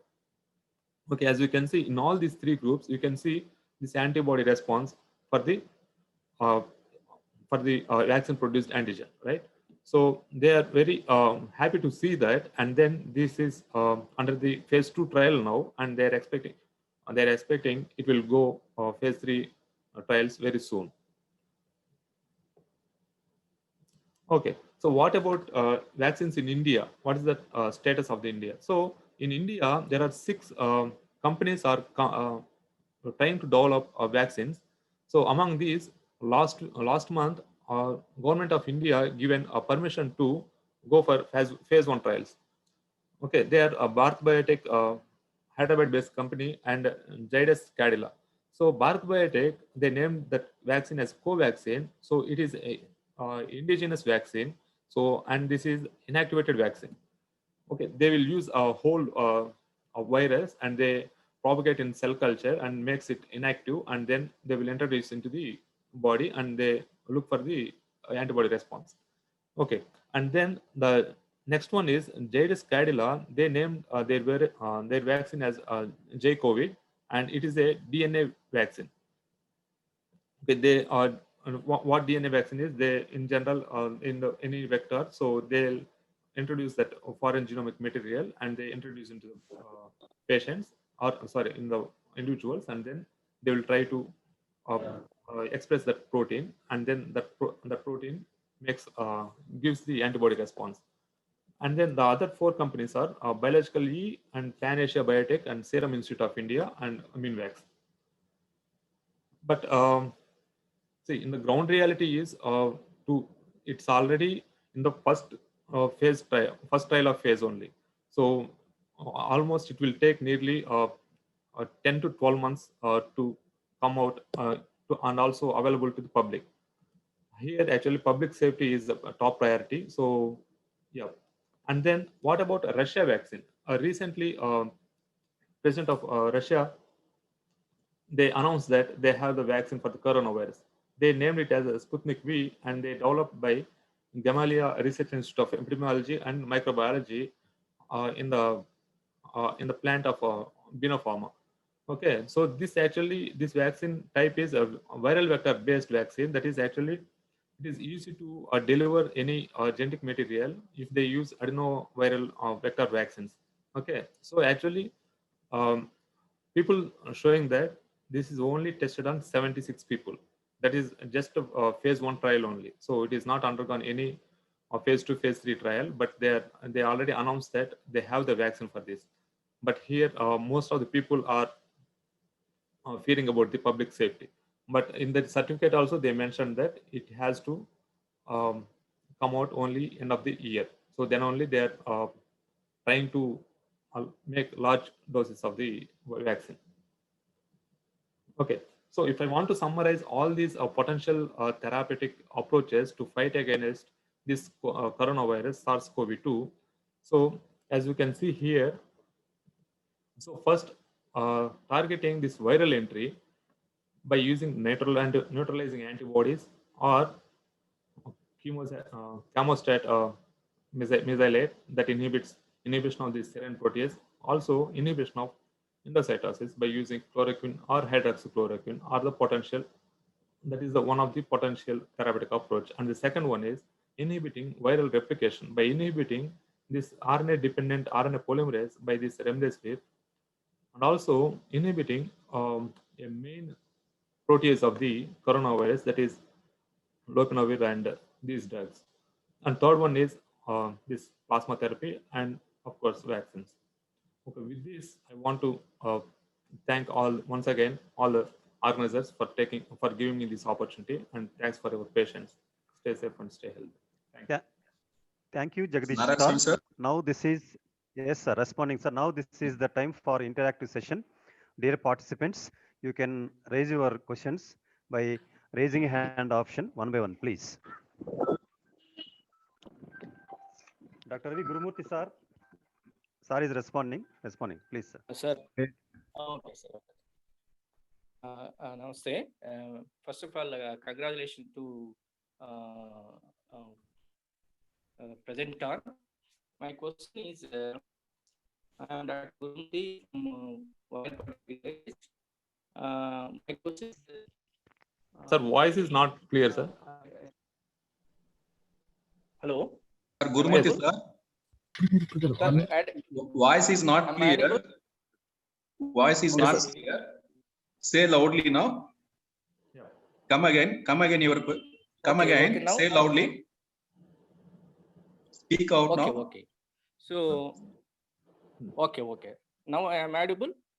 Yes, sir. Yes, sir. Hello. Okay. So my question is 2 minutes. Regarding the diagnosis of COVID-19 test.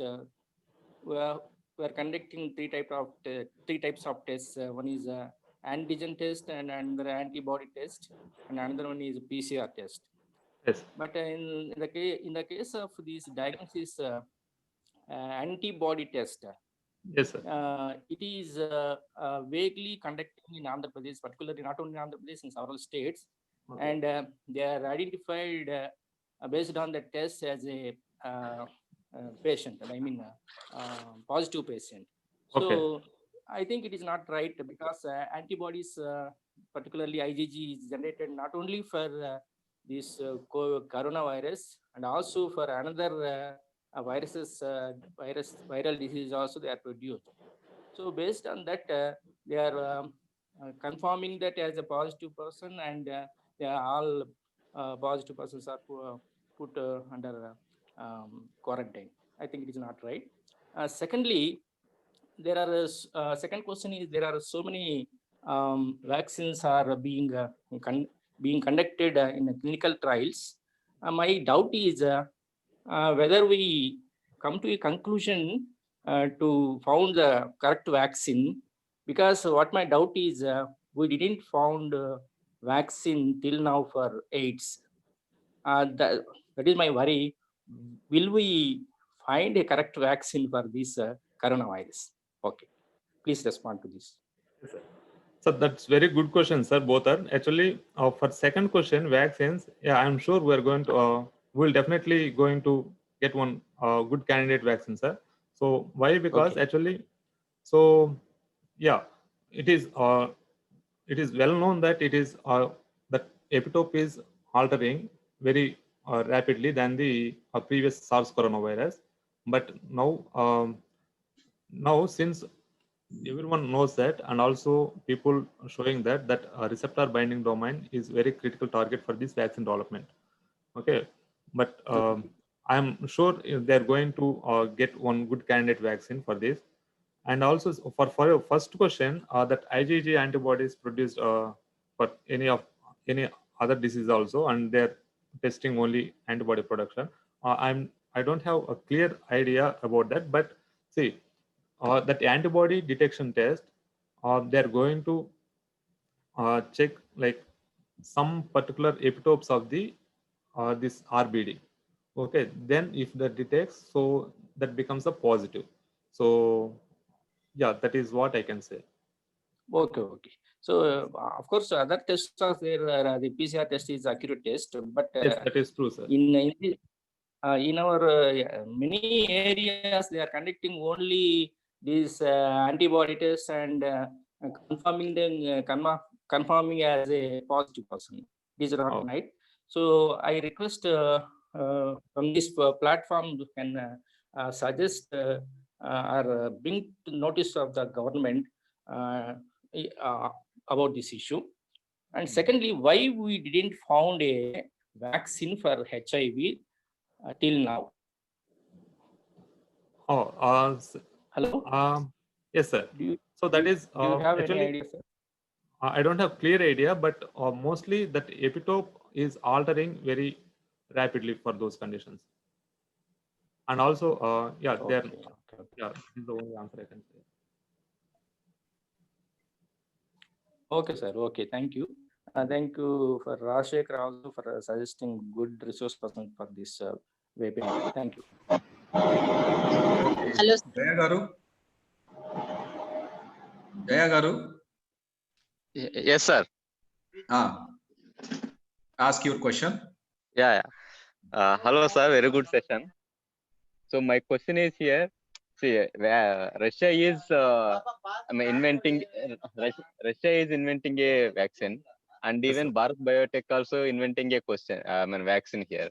So my question is like, Russia's vaccine, will it be worth taking here in other countries, like climatic conditions and even immunity levels, everything will be different in different countries and areas. So will it be helpful controlling the coronavirus in other countries if we take the Russian vaccine? Okay. Yeah, that's good question, sir. So actually, as far as I know, this temporal differences doesn't make difference actually. So yeah, as Bharat Biotech and Russia vaccines are actually two different technologies. Russia vaccine is based on this viral vector-based vaccine, and also that Bharat Biotech one is inactivated vaccine. So only thing we have to see that efficacy of those vaccines. So that's it, I think. Yep. Okay, thank you, sir. Yes, Vidya Garu. Vidya Garu. Sir, please. So very nice to have this webinar session. I have a small question. You can even say that it as a doubt. If a candidate has already been affected by this virus, will the person get affected again? Yeah, that's it, ma'am. Yeah, that's good question, ma'am. So most probably not. So why? Because they must have raised a good antibody response. So that antibodies will stay for some time, sometimes months, sometimes years, and For sometimes 3 months. lifelong At least also. for 3 months, Jagan. Yes, As exactly. Yes, sir. So one more doubt, sir, I have. The thing is, people suffer with body pains after this fever get attacked. So in this process, if they take painkillers, will that be effective? Will that show effect on their internal organs? Or else how to avoid this body pains, suffering of body pains, sir? This is my question. Okay, that must be a good question, but I don't have answer. I'm not a pathologist. Okay, sir. So nice of you, sir. It was a wonderful webinar which you have conducted. Thank you. Okay, thank you. Padmavati, madam. Good morning, sir. Good morning, sir. Please, madam. Sir, have you told about sir, so many clinical trials are basing on, and so many drugs are basing on spike protein of the virus. Yes, sir. Yes, ma'am. Of course, you already said that spike protein is changing its structure. It's a protein nature. How can be the if the spike protein changes, then all the drugs based on these protein activity, how can they work, sir? Oh, okay. So If the here, spike protein changes, and one more, sir, angiotensin ACE2, you said yes. it's also a little bit confusing, sir. Okay. The spike So protein changes its structure. What the activity of drugs they invented in nowadays? okay. So actually here, what is happening is in spike protein there is a receptor binding domain, right? Yes, sir. So yeah, so there is some portions of those binding domain. So they are changing, like that. We call it as epitopes when it is binding to the antibody. Yes, sir. Okay, so that is for antibodies. For these drugs, actually what they'll do is, so if they use, suppose, as I said, what is that? First one is neutralizing antibodies, I said, and then next, this chemosat or mesylate, that will actually inhibit that serine protease. So Sir. that is also will inhibit that entry. So yeah, for those drugs, that won't be a problem. Okay. Chemostat mesylate Mesylate, yes, ma'am. drug is more prominent for this SARS control. No, people actually remdesivir they suggested that is more efficient antiviral drug. So that is already in the market in India, and yeah, that remdesivir and hydroxychloroquine also in some cases. So that is also actually working good. Sir, one more question, sir. What about the inactivated vaccine, Covaxin? This occurring from Bharat Biotech now, sir. It's under phase 1 and 2 trials in India. Yeah, that is in. It is. Yes. It will also act on spike proteins of the virus. No, not specifically. Actually, they will take whole this virus. So what they will do is they will grow or passage them in a conditions like it will lose its pathogenicity, and then they will introduce that into the human body, and they expect that it will produce those spike proteins also, and then our body will recognize that is as a foreign antigen, and then give us a humoral immune response or cellular immune response. So that is what they're trying to look at. Sir, is there any possibility of molecular mimicry of the spike protein in our body, sir? I don't have clear idea, ma'am. Okay, so thank you, sir. Thank you very much for your answers. Okay, madam. Wonderful session. Next. Thank you very much. Anybody? Anybody else? Good morning, sir. Yes. Krishna Kishore, sir. Okay. Yes, sir. Can you please explain the role of restriction endonucleases? Is there any chance to use these restriction endonucleases to cut off the protein coat of the COVID virus? Okay. Sir, okay. So let me explain. This restriction endonuclease actually works on DNA actually. So I don't have any idea whether people are really using this restriction endonucleases on these RNA viruses. I don't think so, sir. Thank you, sir. Right, sir. Sukanya, unmute your mobile and ask question. Sukanya T.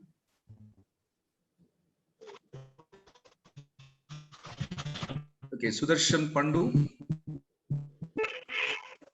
Sudarshan Pandu.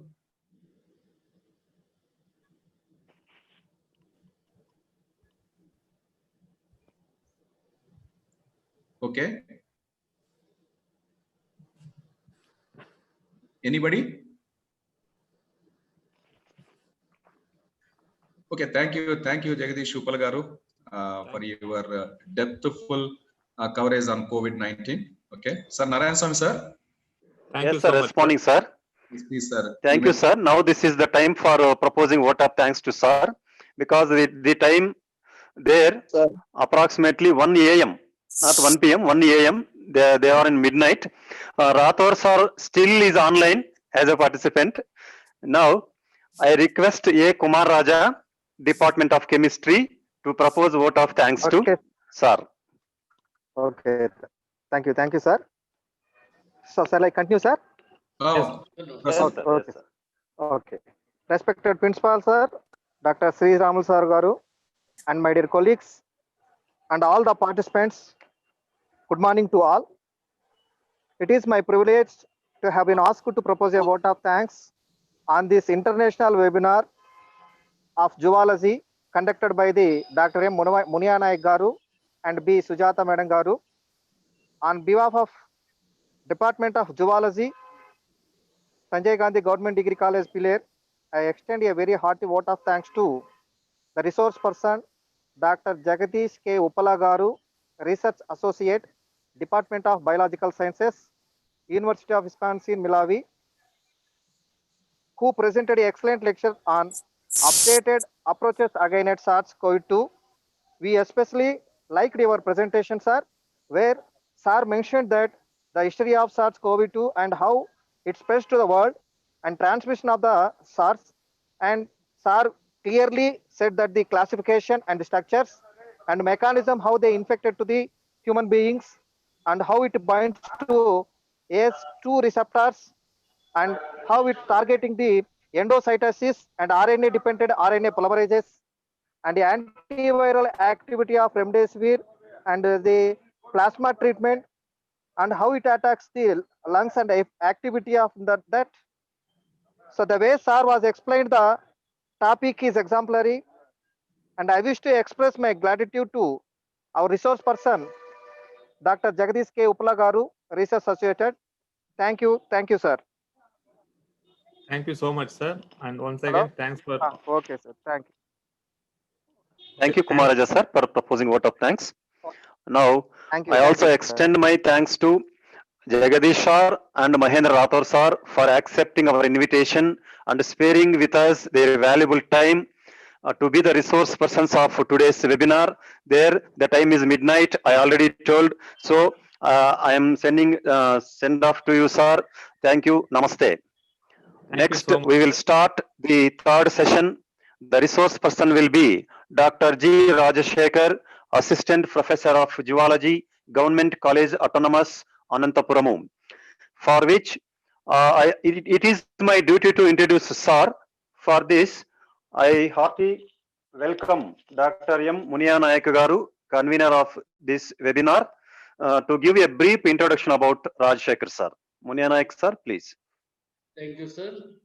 It is indeed a great pleasure to introduce third resource person today webinar, Dr. G. Rajashekar, Assistant Professor of Zoology, Government College, Anantapur, Andhra Pradesh, India. He has obtained his Master of Science in Zoology in the year 2008 from SU University, Tirupati. He got CSIR JRF Fellowship in the year 2010 and K 2009 for pursuing MTech in biotechnology in the year 2011 from University of Hyderabad and received doctoral degree in the year 2010 from Dravida University, Uppam. He was well teaching and research experience. He was a postdoctoral research associate and UGC project investigator of biochemical stress response in fish. He was attended more than 10 conferences and workshops. He published 8 publications by reputed national and international journals. Now, I request to Dr. G. Rajasekhar, sir, to make lecture on dengue menace vaccine in dangerous. Thank you, sir. Okay, thank you, Munia Naik, sir, for your nice introduction. Am I audible to you, sir? Yes, sir. Yes, Rajasekhar, clearly. Okay, thank you so much, sir. Okay, before going to my talk, I just like to tell few things about the concerns that raised by our participants. So one of our participants asked why there is no vaccine for HIV. Yes, very good question, sir. Actually, the problem is that when we see other diseases like cancer and other diseases where we have animal systems to study completely about the process of that mechanism, unfortunately, for viral diseases, we don't have a proper animal systems to understand the mechanism of the disease. The same with the coronavirus also, we don't have a proper model system to understand the mechanism and everything. That's why there is a lot of time taking for inventing a drug or inventing a vaccine and to understand the disease. This is the one of the most reason for the delay of the development in these diseases. So next, I would like to ask you the participants one question. So on my screen, you can see many world famous personalities along with this corona. So if you see who is the most famous across the globe now, even in the village persons, they know that coronavirus, but they don't know about the Trump. They don't know who is the captain of the Indian team. They may don't know who is the president of the China and all. But now everyone knows the virus, this coronavirus. So the entire the country, not just the country, the globe is just thinking about this virus and when the vaccine will come and how to overcome this disease and how to on the government side they are thinking about how to bring back the economy of the countries, and these are the things that we are observing in the society right now.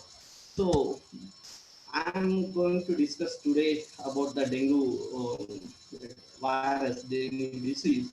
I'm just going to discuss, I'm going to give you the brief idea about this disease. If you understand this disease, definitely you can understand why there is a much delay or why there is so much of problem in getting the vaccine or to find a drug for the viral diseases. Though there are small,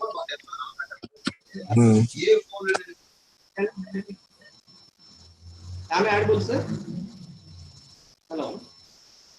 Yes, sir, audible, sir. Yeah, thank you, sir. See, here you can see this mosquito. It is very small arthropod. Though it is very small arthropod, and we are all we are having very fear about it because it is a vector. It transmits so many viruses to the humans. So that's why we get fear about these small insects. So these small insects, they carry a very tiny viruses, and those viruses cause a lot of diseases in human beings. One such disease is called dengue. So I'm going to talk about this dengue today here. So dengue menace.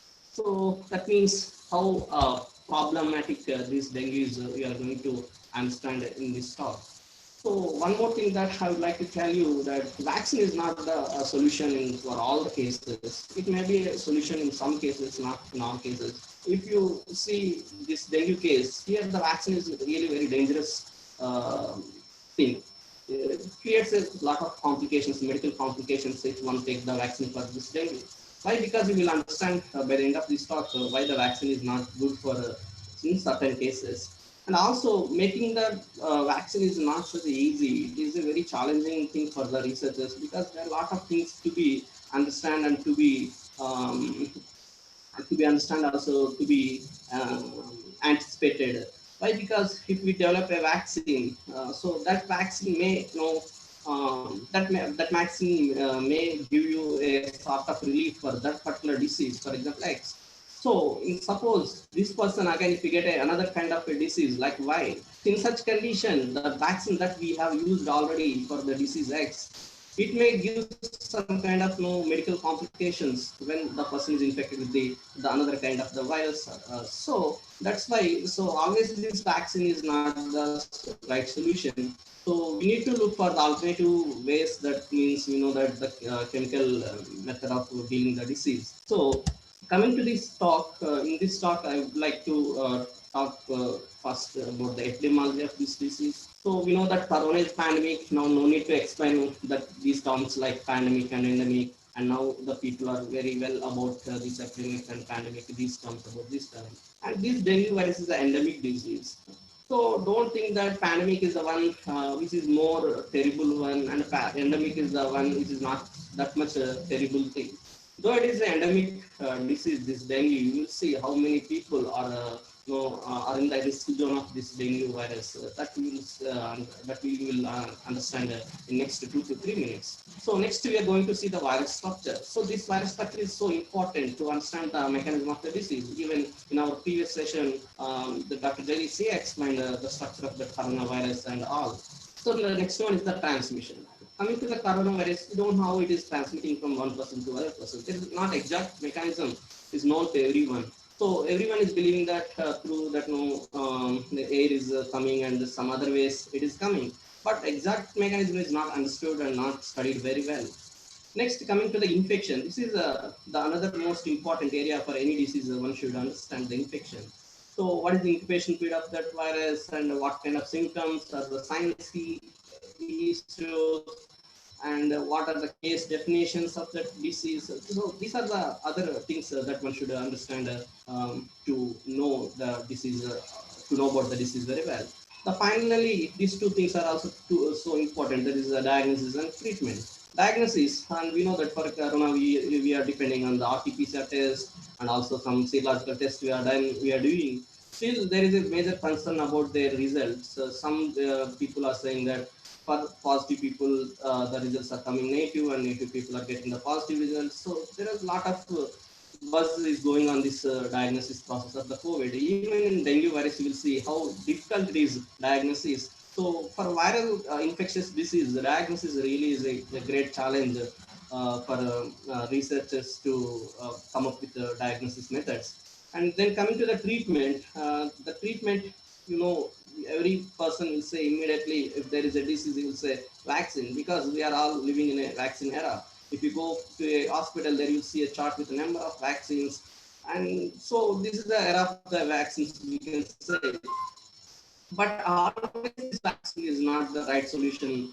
I'm saying again. Why? Because you will come to know by the end of this talk how the vaccine is going to be a serious complication in this dengue virus, dengue disease. And the other alternative for this is antiviral drugs. And these antiviral drugs, they are not specific to one viral disease. They can work for all kinds of diseases in the same way. Even our previous session, we have come to know some antiviral drugs for the corona, like chloroquine and other antiviral drugs. So same drugs can be used for this dengue virus also, to treat this dengue virus also.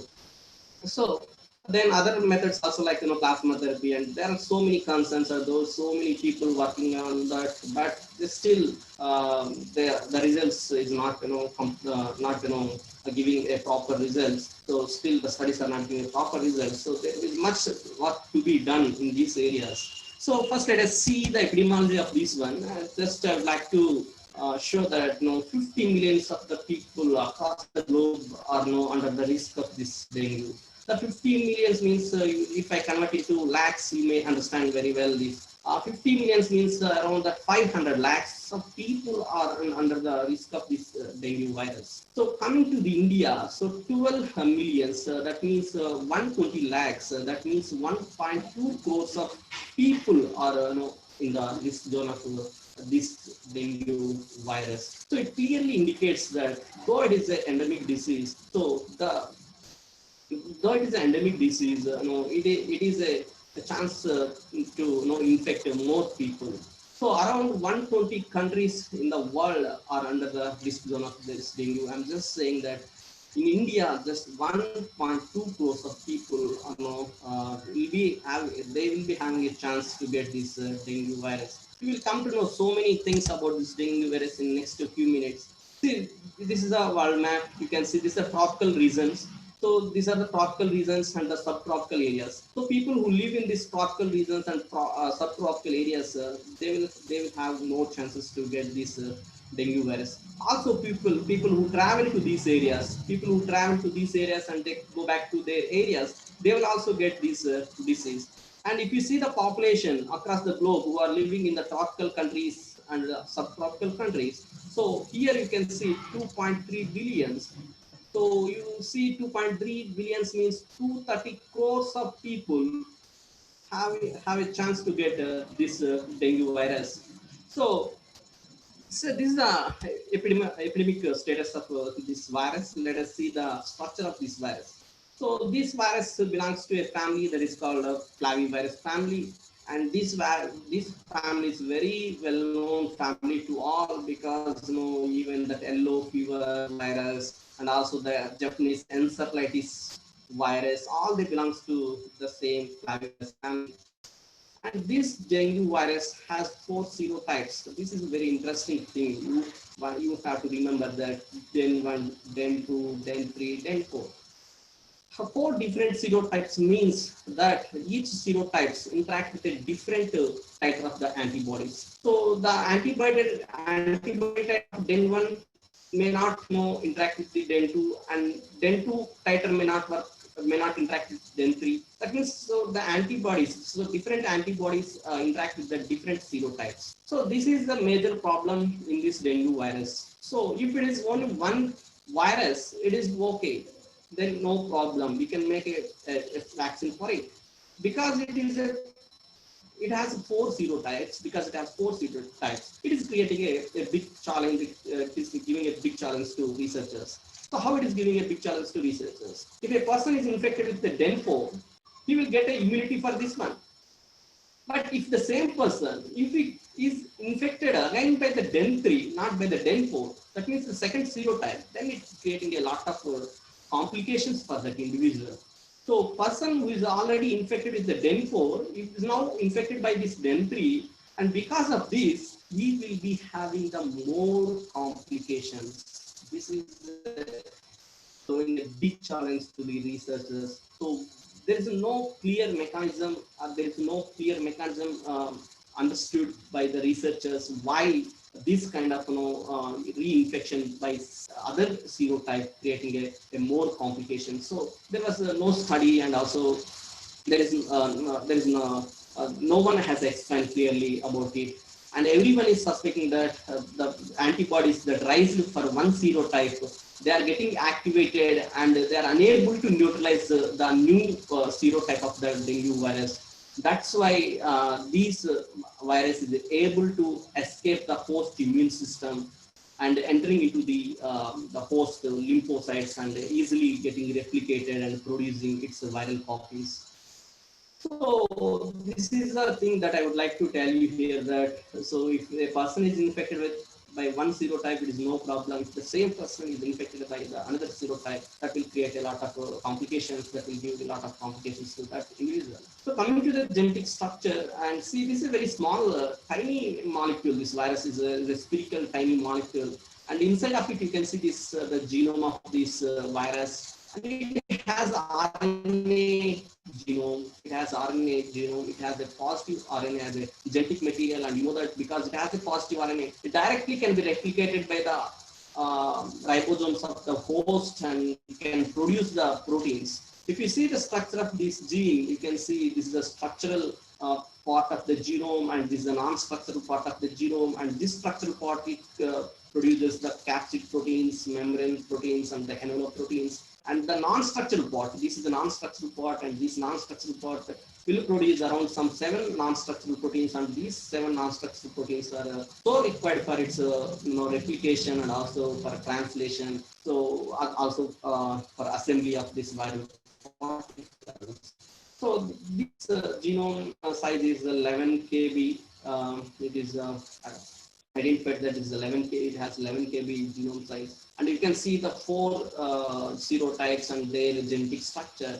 You see the structural part. The structural part is very common among all these serotypes. The structural part is same. The difference is only the non-structural part. This non-structural part has a lot of changes among these 4 serotypes. So this is the structure of the dengue virus. So now let us see why these dengue is causing a problem. So yeah, just now I said that these tropical areas and subtropical areas, they have more chance of getting this dengue virus, I said. If you see the distribution of these serotypes in these areas, you see in every place you see the presence of all these serotypes. All 4 serotypes are present in everywhere. So there is a chance for an individual to be infected by all the 4 strains. So he may be infected by all 4 strains. There is a lot of chance for this. So when a person infected by this one serotype, when next time he is infected by the second type, so there the problem is coming. So that we will discuss in next few minutes. So coming to the transmission, so who is transmitting this disease? So it's this tiny arthropod, this tiny insect is transmitting this virus to the human beings. So this is Aedes aegypti mosquito. This female Aedes aegypti mosquito transmits this virus to the human beings. And very interestingly, this virus doesn't cause any problem, doesn't giving any problem to this mosquito, but it is giving a lot of complications for the human beings. But we don't know what the mechanism that the mosquito has for avoiding the problems that are caused by this virus. So then coming to this entry of this virus into the cells, even in our previous talk, there is mentioned how that coronavirus enters into the cell, host cell. So all viruses, not just the corona, not just the dengue virus, you take whatever the virus, you take any virus, so they choose the same pathway. They choose the same pathway. They have the same pathway to enter into the host cell. So they enter into the host cell by the endocytosis mechanism. Once that endosome enters into the cytosol, this endosome releases the genetic material of the virus, and this genetic material of the virus gets translated by the host cell machinery. Once it is translated by host cell machinery, produces the proteins, and these proteins further is used by the virus for its assembly, for its replication, and for its translation and everything.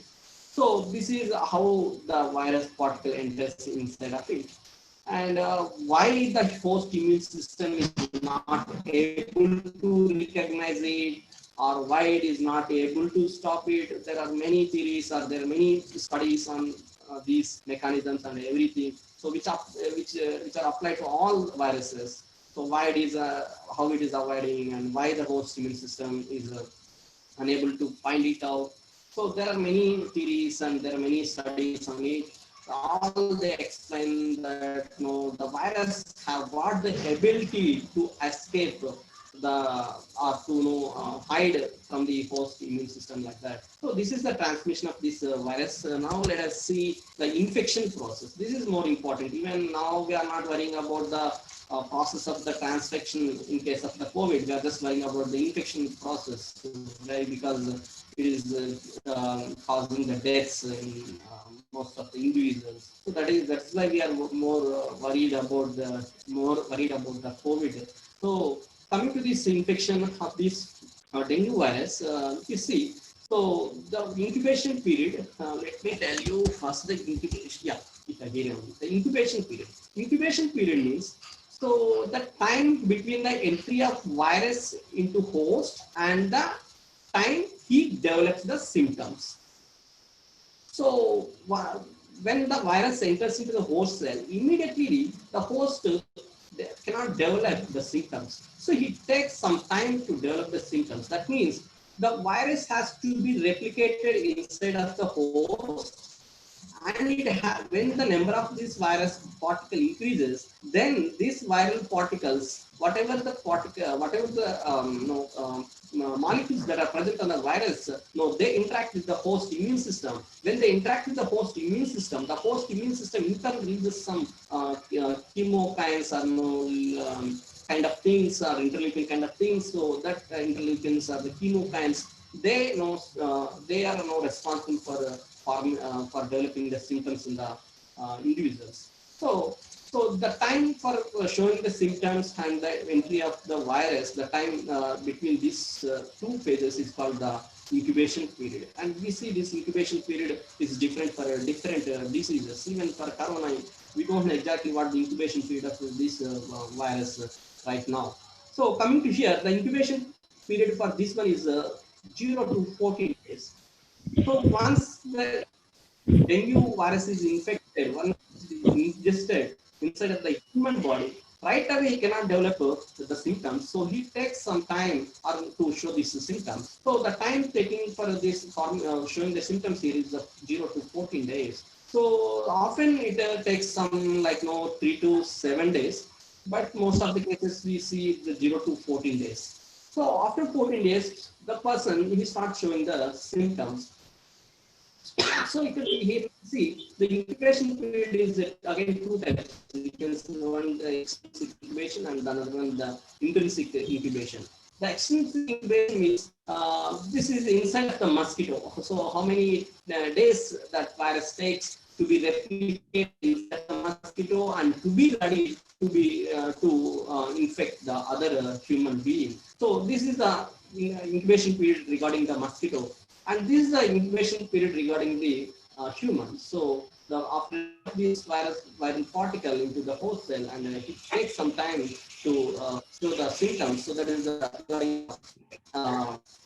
intrinsic incubation period in human beings. So once the infection, in this process of infection, so once this virus entered, so after incubation, the individual he starts developing these symptoms. Here it is very important or interesting. So you must be very careful to understand this process of symptoms and signs here. So we see three phases again in this signs and symptoms. So after incubation, the person will start showing the symptoms, and the symptoms here you see different in different individuals. In some individuals, they don't show any symptoms, asymptomatic. Even we are saying asymptomatic individuals, or even dengue, some people they don't show any symptoms. So those individuals are called asymptomatic individuals. And some people they show mild symptoms. So with just medical care, just even human home care, they can be cured from this dengue.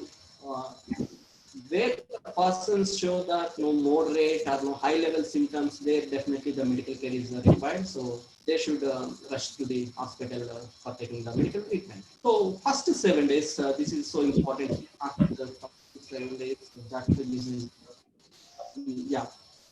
first 7 days, 0 to 7 days. So first 0 to 7 days, in first 0 to you can see now. My slides are moving. Yeah.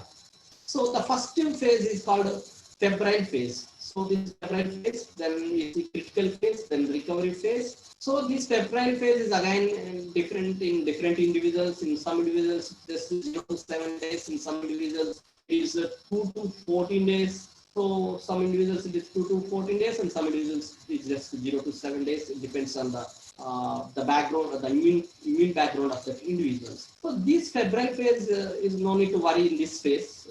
Anyone, no need to worry in this febrile phase. So the symptoms of this febrile phase, if you see, not this move to here. Yeah, the symptoms of this febrile phase, if you see here. So you see the eye pain. Actually, the eye pain means you get the pain behind your eyes. That means retroorbital pain you can experience. And also muscular pains, myalgia you say medically. Also bone pain, that's why this disease is also called the bone break fever, and you get the joint pains. Sorry, I'm trying to minimize this. Yeah. The person will get headache and he will get fever, he gets rashes on his body, and he will also feel the vomiting sensation. And so these are the symptoms that we observe in these individuals. And if you see these symptoms are not only the symptoms of this dengue virus. Even these symptoms you can see in the corona. These symptoms can be seen with the chikungunya, and you can see these symptoms with other viral diseases. That is a major the drawback, finding or diagnosing this viral disease in early stage, because the symptoms for all viral disease at initial stage are very same, are very common. So coming to the clinical diagnosis that we do for finding this febrile phase is one is the leukopenia. We see the dropping of this WBC count, white blood cell count, also dropping of this platelet counts. Also we see elevation of this AST and ALT. So these two are the liver markers. So we see even the enlargement of the liver during this period. So any viral infection that puts so much of pressure or so much of stress on the liver, so that liver starts producing more enzymes. So by seeing the enzymes levels in the blood, you can come to know that the infection might be of the virus. So these are the clinical diagnoses of the febrile phase. So coming to the medical complications that we get during this febrile phase, during the nausea or vomiting, the person he feels some kind of dehydration, and also we see hyponatremia, and this hyponatremia means low levels of the sodium and potassium ions in the body. So we see the low levels of the sodium and potassium ions. Also we see some febrile seizures, that means you see some rashes on the body.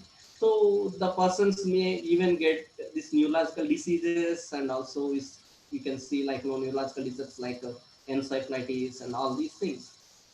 So febrile phase is not giving a much complication to that person, and there is no chance for the mortality in the febrile phase.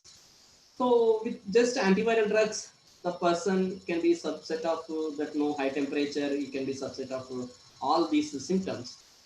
In some individuals, so persons with this febrile phase, they progress into the next phase, that is called the critical phase. So that phase itself indicated is very critical. So that is very critical for the individuals who enter into this critical phase, and it lasts for 1 to 2 days. I'm going to tell you why this is so critical for that person. See, even in the febrile phase, we said there is a leukopenia, that means dropping of WBC. Even this critical phase, you can see the progressive of this leukopenia. Further, the WBC will be reduced in this phase. And you also see the rapid decrease in the platelet count. So platelet count also will be decreased very rapidly in this phase. So apart from these, which are also seen in this febrile phase, the third symptom or the third sign is going to be very problematic for this individual. That is the increased capillary permeability. So the blood vessels capillary permeability will enhance in this critical phase, so that all the plasma will be leaked into the body tissues. So we see the leakage of plasma into the body tissues in this critical phase, and because of this, the because of this leakage of plasma into the organs, we see the organ failure. So organ failure is also observed in this critical phase. And if it progress, so the person will get a shock and he will die with this, due to this plasma leakage. And also, due to this plasma leakage, now the blood pressure becomes very low in this phase, this critical phase. So persons who have the febrile phase conditions or symptoms, we just call them they have a dengue fever. But if a person progresses into critical phase, now we call this phase as a dengue fever, not just a dengue fever, we call it a dengue hemorrhagic fever. Why? Because we see the permeability of this plasma, permeability or movement of this plasma due to the permeability of the blood vessels into the body organs. So that is the another reason of saying this dengue hemorrhagic fever.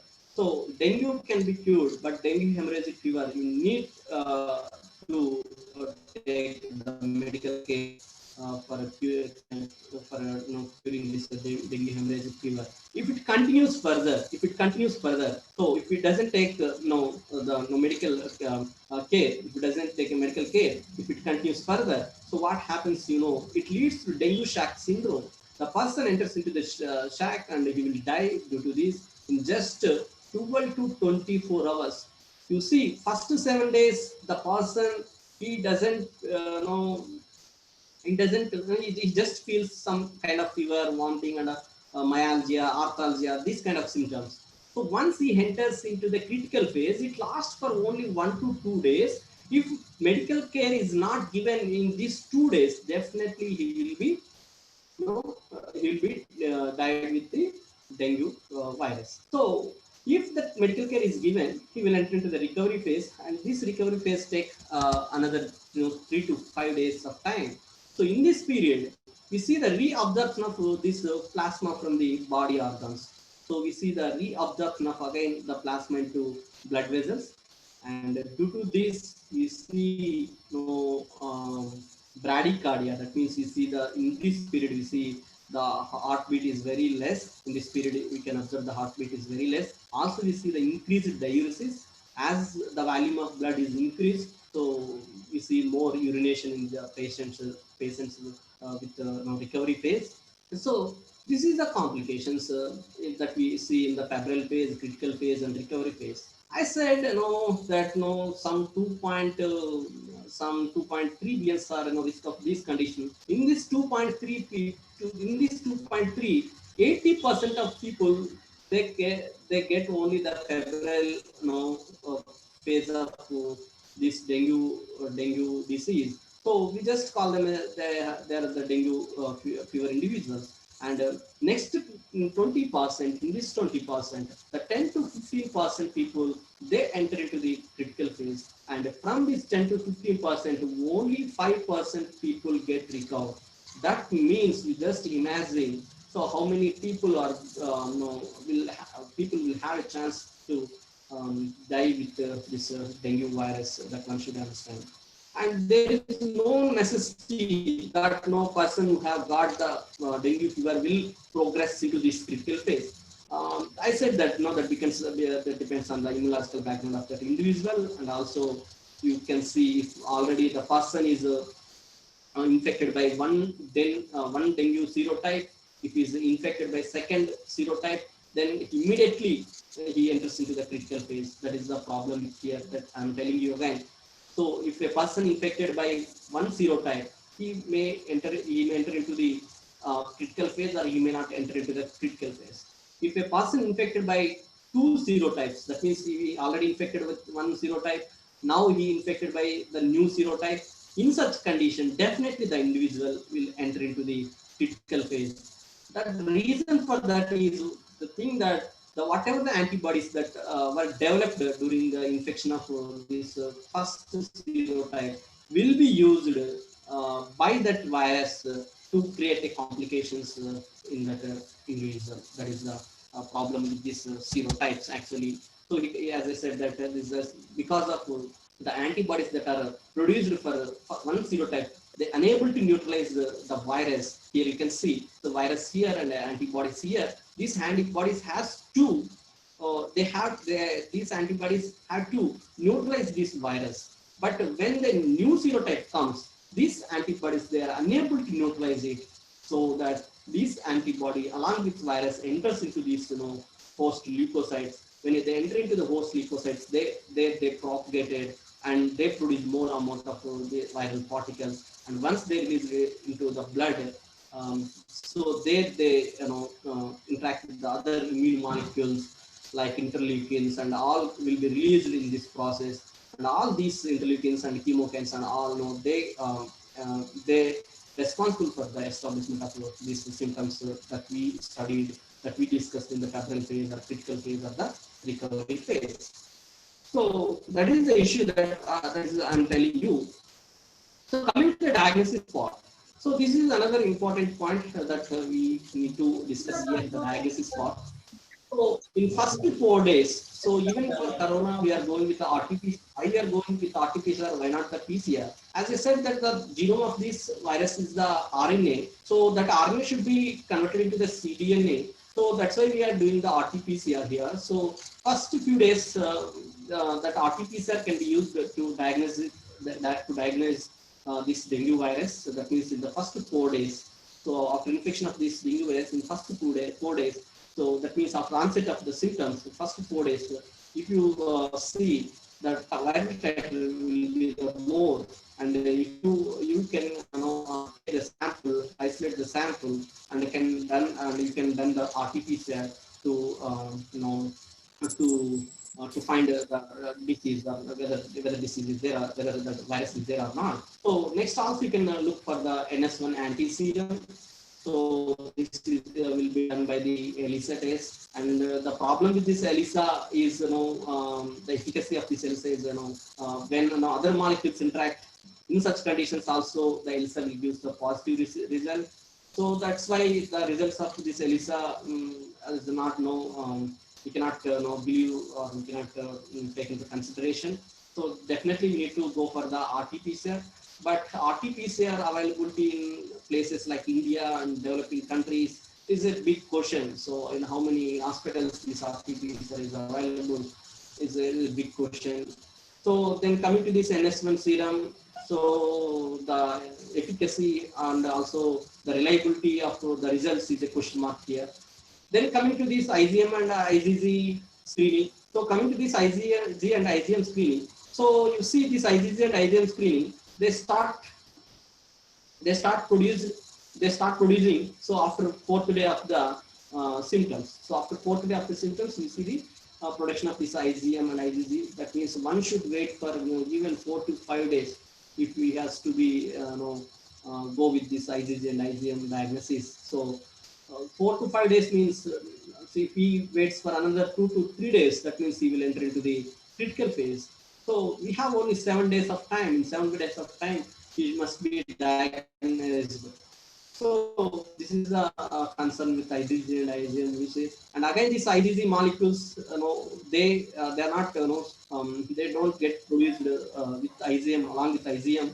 So IgM start producing earlier than this IgG that we are going to see in the next slide how those things and all.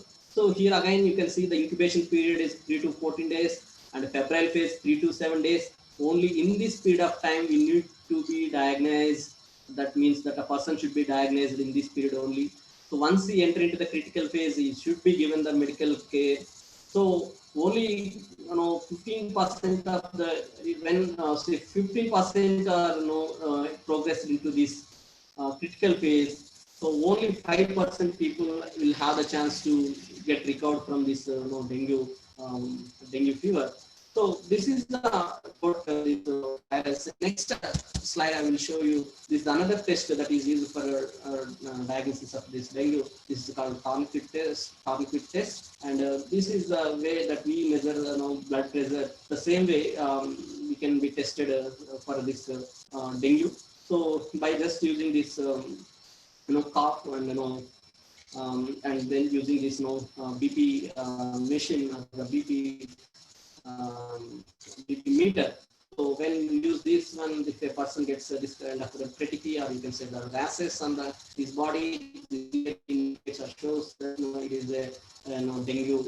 But again, depending on this kind of results also is not reliable. So some individuals may get this hemorrhagic rashes on their skin in the first phase, that means febrile phase, and some may not show these rashes. So some may show the rashes in the critical phase only. So it's completely depending on this tourniquet test is also not a solution here.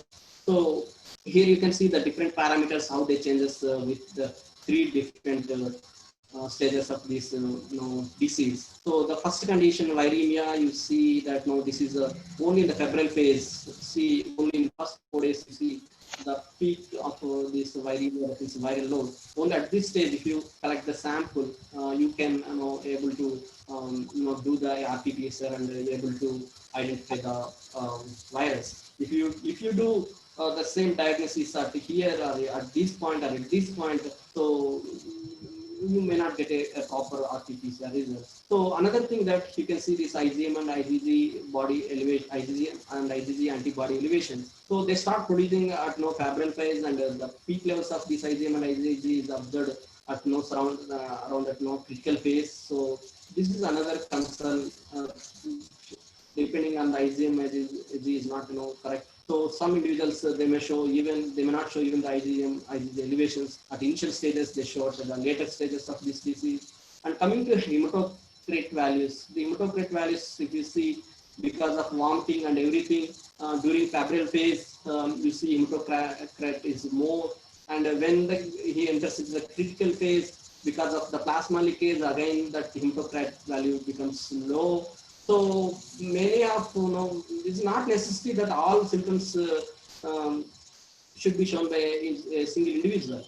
So in some persons you may get only the fever. If it doesn't show any vomiting kind of things, you don't see any change in the hematocrit. So in such condition, if we depend on the hematocrit, it may not give the positive result for us. Then coming to the platelets, so even the platelets, you don't see much variation in the febrile phase in the platelet count. So that means it means that I mean saying that in early stage. So you will see the change in the late febrile phase, only the change in the platelet count.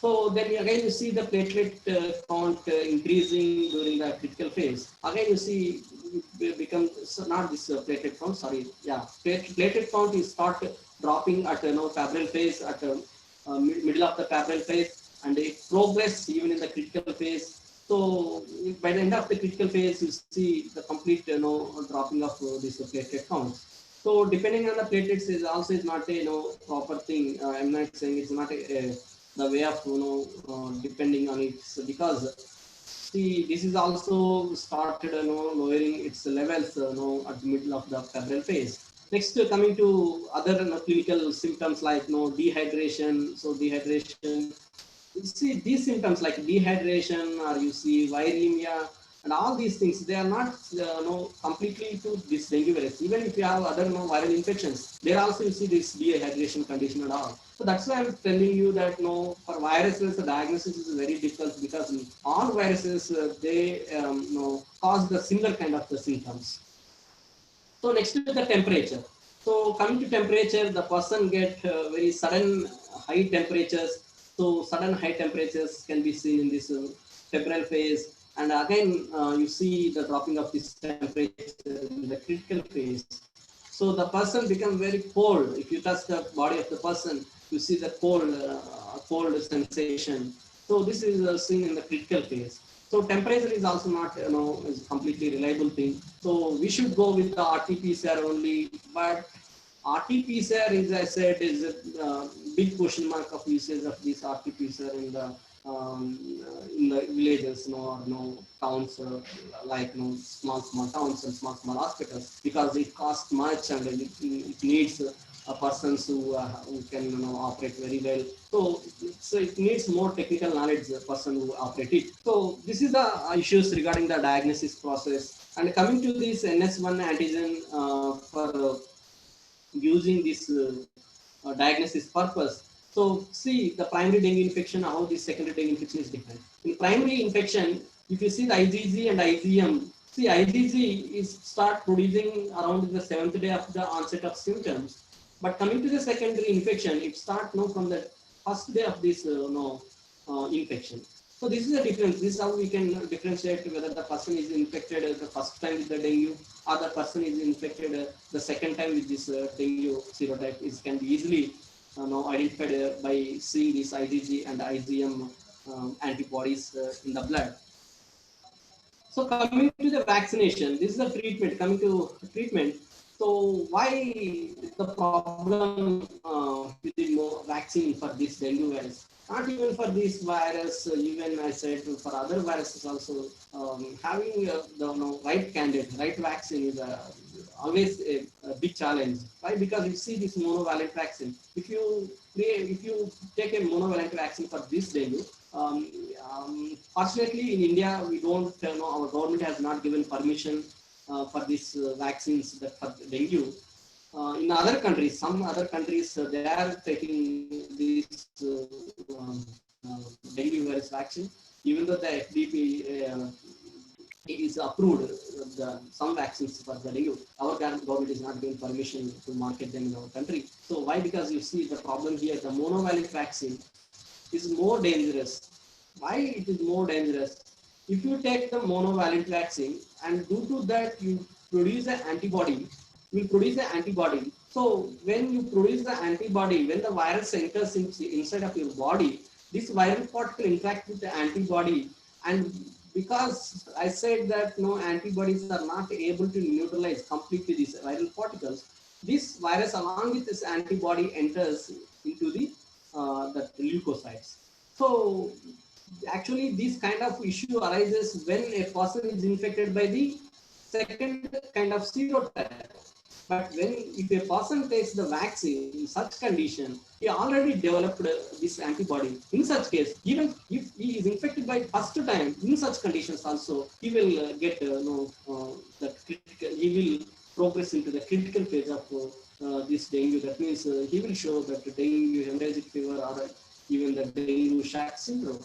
So that is monovalent vaccine is always a problem, is dangerous for this, because the antibodies that are developed for DEN 1 may not, they cannot work for the DEN 2. DEN 2 antibodies, they don't work for the DEN 3, like that I am saying. So then coming to the tetravalent vaccine. So tetravalent vaccine means having vaccine for all serotypes. So but developing a such kind of tetravalent vaccine is very challenging thing and very difficult for researchers, because developing a monovalent vaccine is itself is a great difficult for them. But developing this tetravalent vaccine is really more difficult than developing this monovalent vaccine. So, but tetravalent vaccine may work, but this itself again has some problem. For suppose in future, if there is another serotype is developed from this dengue virus, so in such condition, whoever have taken this polyvalent vaccine, definitely they will get the critical phase of the dengue fever. So these are my things that I would like to share with you regarding the dengue virus. So why I'm stressing about this? As I said, the 2.5 billion individuals. That means 250 crores. That means 25% of the population are having chance to get this dengue virus. That's why the researchers and everyone should know who are working on these infectious viral diseases, they must have to look into these viruses very seriously. And what I do, I'm not actually complete researcher. I'm just a part-time research. Out of my interest, I'm doing research work. Actually, I'm a lecturer working in government degree college. So what I work is, this. So even that Jagdish told about the coronavirus, and I told about the dengue virus. I said that some similarities are there between these diseases. And some similarities are there. Definitely, the mechanisms that shared by these viruses will share. So for that, I'm just trying to connect the diseases which are showing the similar symptoms, and trying to connect all these diseases which are having the similar characteristic features. And this kind of network is called diseasome. For example, we know that person who have the diabetes, person who is what do you say? Yeah, person who has diabetes, he has more chances to get hypertension. So you know that person with overweight has more chance to get the diabetes, hypertension. That means this kind of thing, diseasome is able to understand the relationship between the diseases which share the similar features.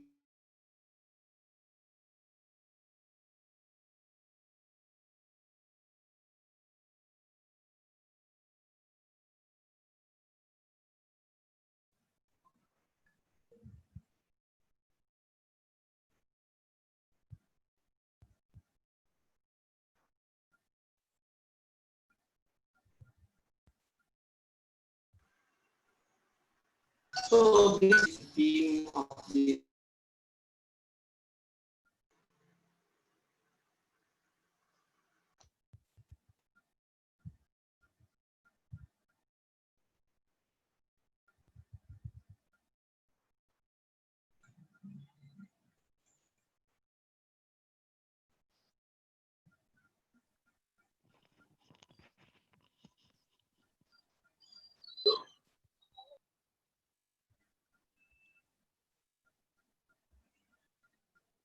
Madam Sandhya madam, sir voice is not clear, madam. Dr. Rasekar. Sorry to interrupt you, sir. We are not getting the audio. Okay, sir. Yes, We sir, will. yes, sir. We are trying for that only. Dr. Rasekar.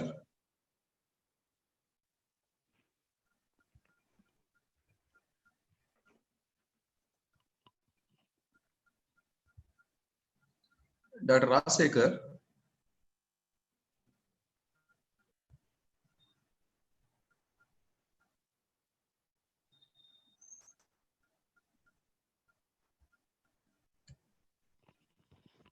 Dr. Rasekar, unmute your phone and laptop.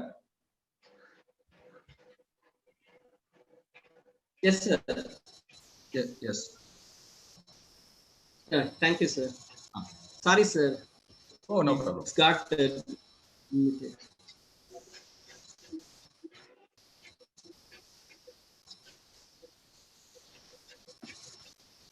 Yes, please proceed.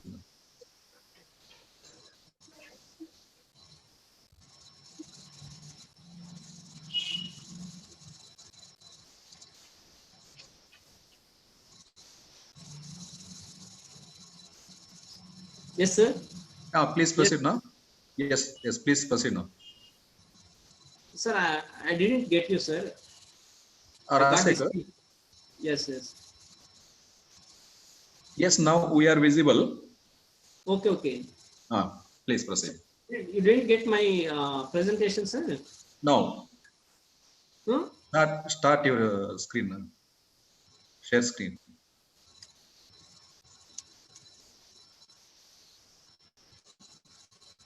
So first నుంచి రాలేదా sir? వచ్చింది ఇప్పుడు. డిసీజోమ్ దగ్గర ఆగింది sir అంతే. Yes. Diseasomes. Okay. From this slide. Okay, sir. So this diseasome, you want me to explain again this diseasome, sir? No, from here you I have finished already. Have you followed this one or not, sir? Last part of this we did follow, sir. Okay, thank you, sir.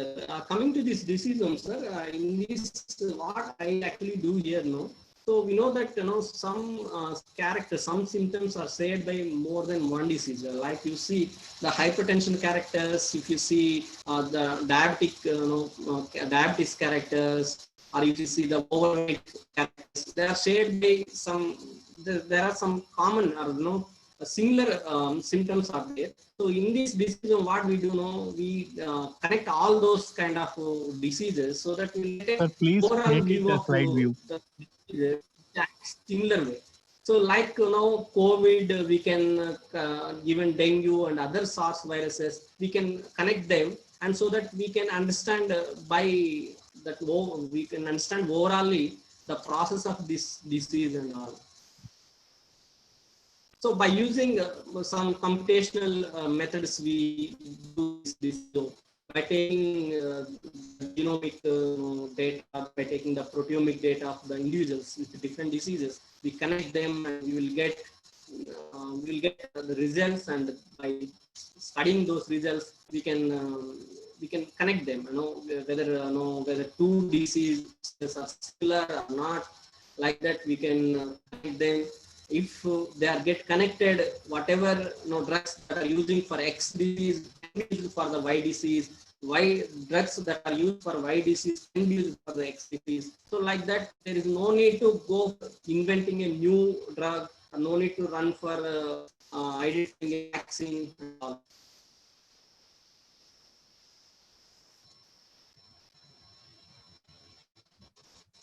So this is about the disease zone. And, with this, I would like to close my talk. Regarding these, you can ask questions now.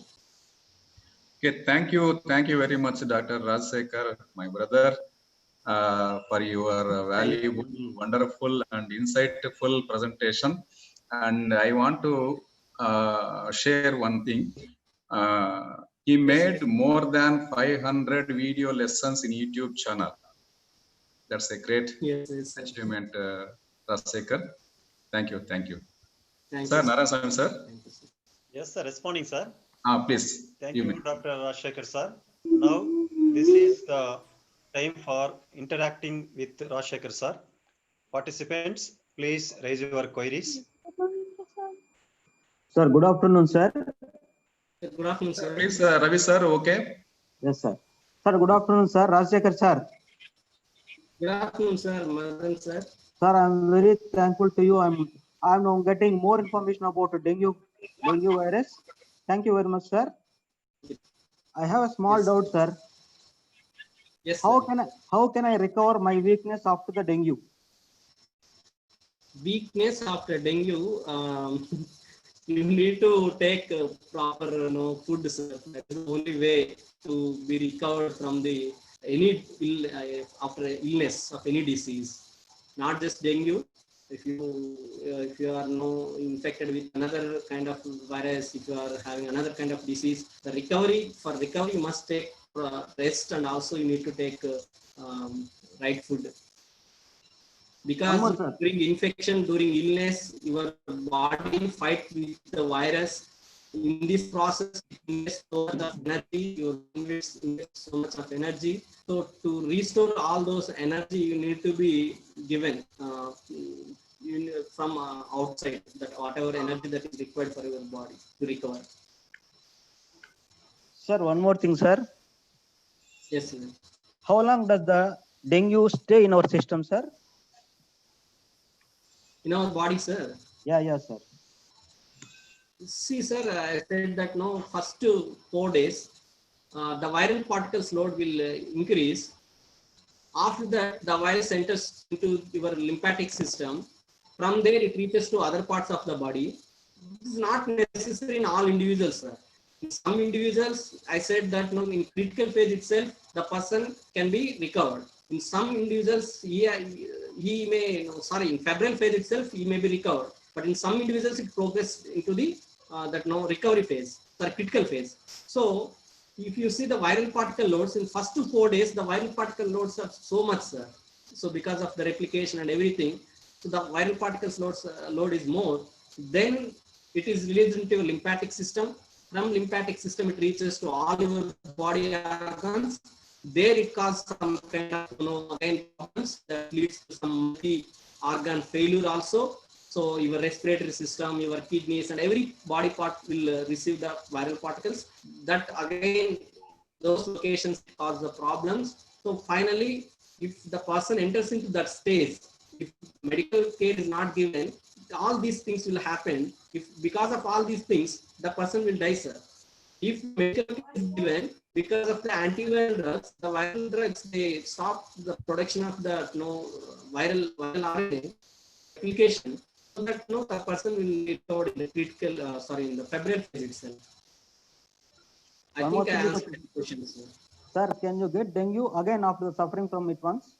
Yes, sir. That's what I'm saying. There are 4 serotypes, sir. If you are infected with one kind of serotype, you will get immunity for that serotype for long time, entire life. You will not get again that serotype infection. But the other serotype that can come and can do same things that has done by the previous serotype.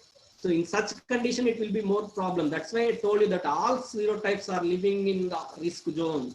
If these serotypes, for example, in India has only serotype 1, no need to worry. India has 4 serotypes. So we have the chance to get 4 times the dengue.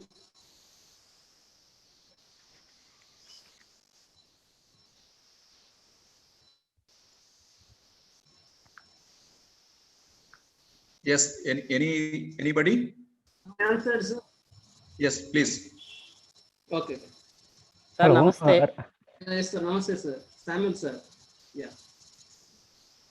Sir, namaste, sir. Yes, sir. Namaste, sir. Sir, Sir, how come? Sir, what? 1 minute, sir. My link Sir, is Samuel, sir, please. Sir Rajsekhar, sir. Yes, sir. Thank you very much, sir. My questions are actually, my parents will be suffered from this dengue. Okay, They are okay. not recovered now. They are not recovered now. Okay. They are not walking properly also now. They have no strength also. Some weakness in the bones actually. That's why I'm asking the question. You are giving a very good answers. I'm learning some knowledge about the dengue virus. Thank you very much, sir.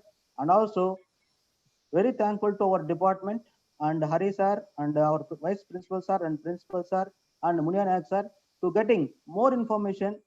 I'm very thankful to all the people. Thank you, sir. Okay, sir. Thank you Thank so you, much. Ravi Prasad, sir. Samuel, Okay. sir. Samuel, sir.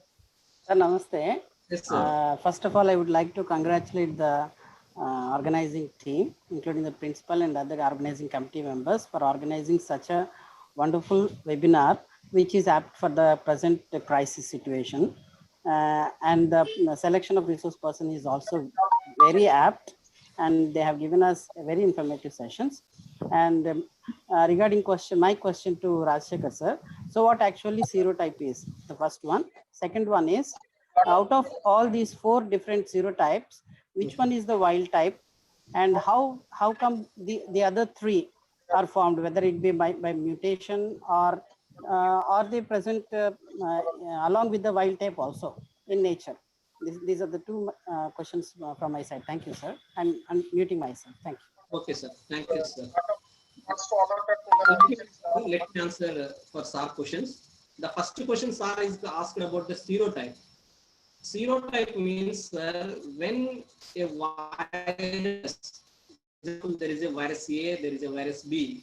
If virus A and B, they interact differently with the different antibodies. For example, A is interacting with A antibody, one kind of antibody.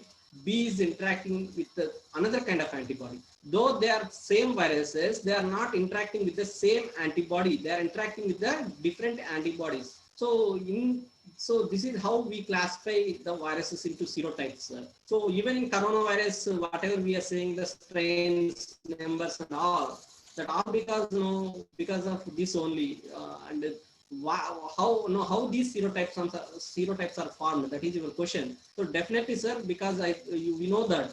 So they have RNA genome, and we know that the RNA viruses, whatever the viruses, whether it is a DNA virus or RNA viruses, why viruses are so problematic for us? See, RNAs, they don't have this repair mechanism. In our body, if there is a mutation occurs in DNA, we have a repair mechanism to replace that wrong nucleotide with the correct nucleotide. But very interestingly, the viruses, they don't have this mechanism. That means repair mechanism. So if X mutation occurs here, this mutation will be carried for the next generation. So it is not replaced by again with the same nucleotide by the repair mechanism. So they don't have repair mechanism. Because they don't have repair mechanism, the small teeny viruses are threatening the whole life on this globe. Thank you, sir. Thank you. Okay, sir. Venkata Balagangadhar.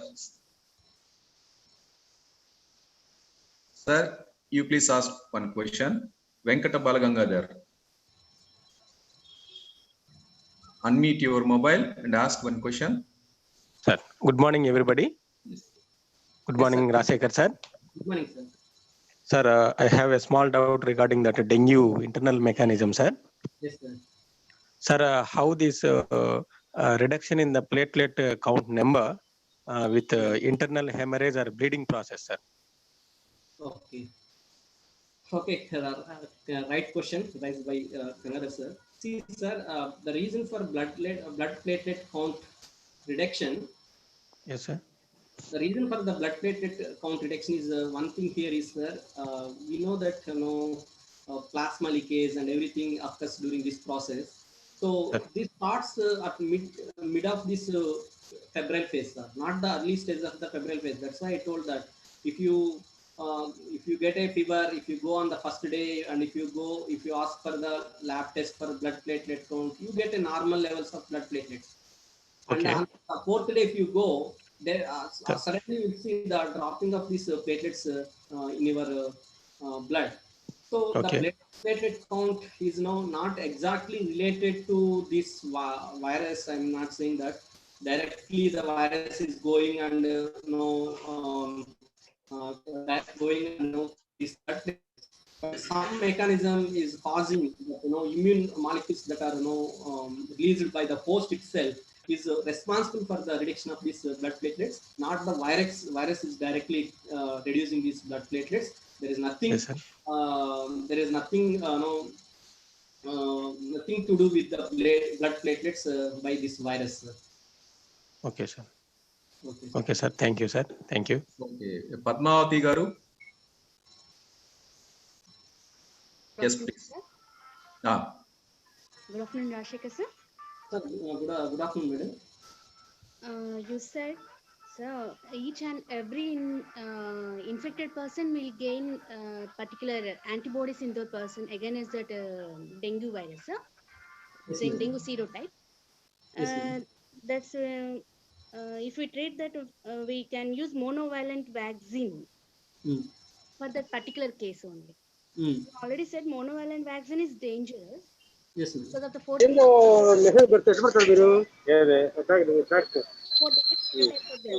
then what is the tetravalent vaccine? You said tetravalent vaccine probably may work. What is a tetravalent vaccine? You may please clarify me. Tetravalent vaccine, having vaccine for all serotypes, taking the vaccine for all serotypes. So, but developing tetravalent vaccine is not such easy. Developing vaccine for a single serotype is taking some years of research. All these vaccines Whatever FDA approved vaccines, all are the monovalent vaccines only. That's why most of the countries are not using them and not giving permission to market in countries.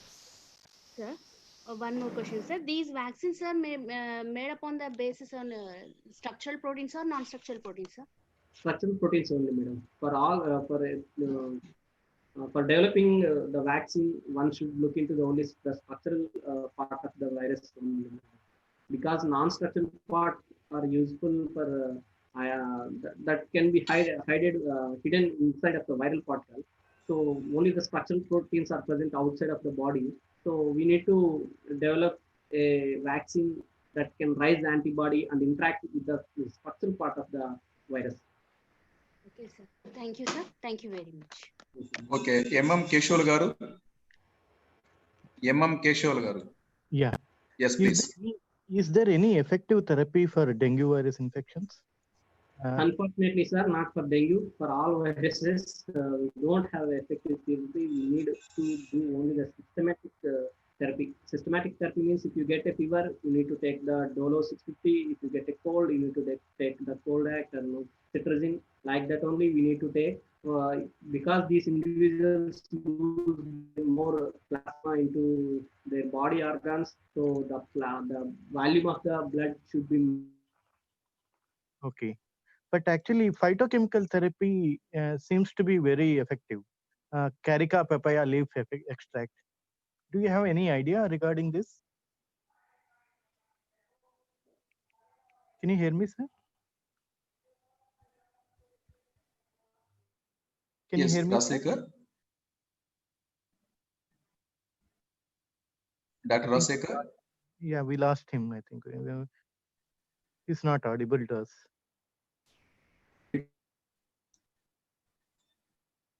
Yes, he is joining now. Resigning now. Okay. Can I repeat the question, sir? 1 minute. Just a while. Just a while.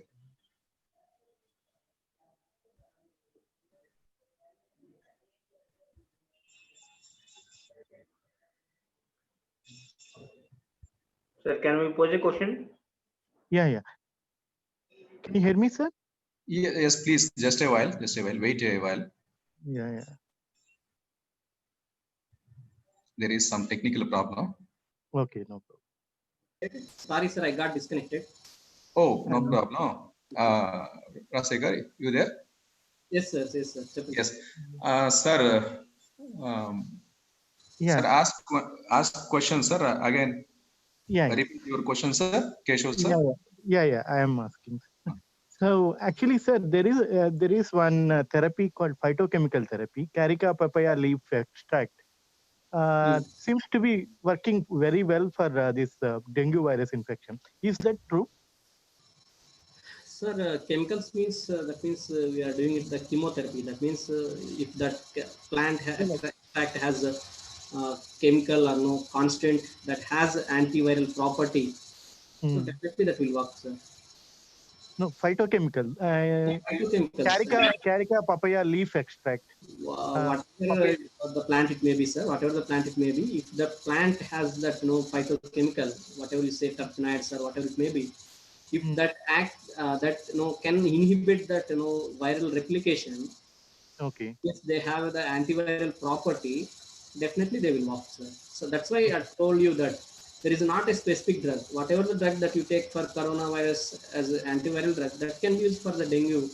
Whatever the drug that we are using for dengue can be used for this coronavirus. Why? Because all have the similar mechanism. So we need to follow the same drugs. So is it a kind of drug repurposing? Drug? Repurposing. So one virus drug for one virus can be used for other viruses. Yeah, that's what I am saying. Yeah. Yeah, repurposing we call it. Yes. Because there is no other alternatives, sir. Thank you, sir. Okay. Yes, sir. Krishna Kishore garu. Krishna Kishore. Yes, sir. Yes. One more question, sir. Yes, sir. Sir, with all these developments around the COVID-19 from several countries, can we expect more polyvalent vaccines in the near future? Sir, near future means I don't know what your scale for near future. I don't know whether it is this year itself or next year itself. Sir, I mean to say that because several countries are trying for vaccines against this COVID vaccine. Yes, sir. Okay, so several viruses and their genome can be studied in a similar manner. Yes, sir. Actually, sir, unfortunately, we don't have a proper animal systems to study these things. Actually, when we make a vaccine or when we develop a drug, we usually test on the animal systems first before testing on the human beings. Unfortunately, we don't have proper systems for proper animal systems for HIV, for this dengue virus, for this lot of viral diseases. That's why it's taking a lot of time for developing a vaccine or a drug. So, directly working on human beings, the person definitely has to take much care, sir, while developing the drug itself or the vaccine itself. But when working on the human animal systems, he may not take that much of care, because animals we don't think much about them, so we kill them for our purpose. So like that, for working on the human systems, how many people will accept? For example, see, sir, for I want to test a drug, I don't test one drug. If I work on the animal system, I work 100 drugs. And out of these 100 drugs, I may get positive results for one or two drugs. But if a condition where I want to work with a human, I will get a chance to work with only one drug or two drugs, not the 100 drugs, because nobody give permission to do with 100 drugs on the human beings without that animal data. Thank you, sir. Thank you very much.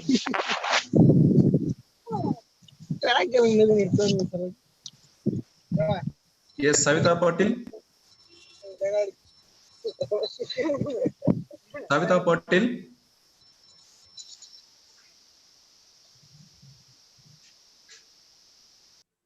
Any questions from participants?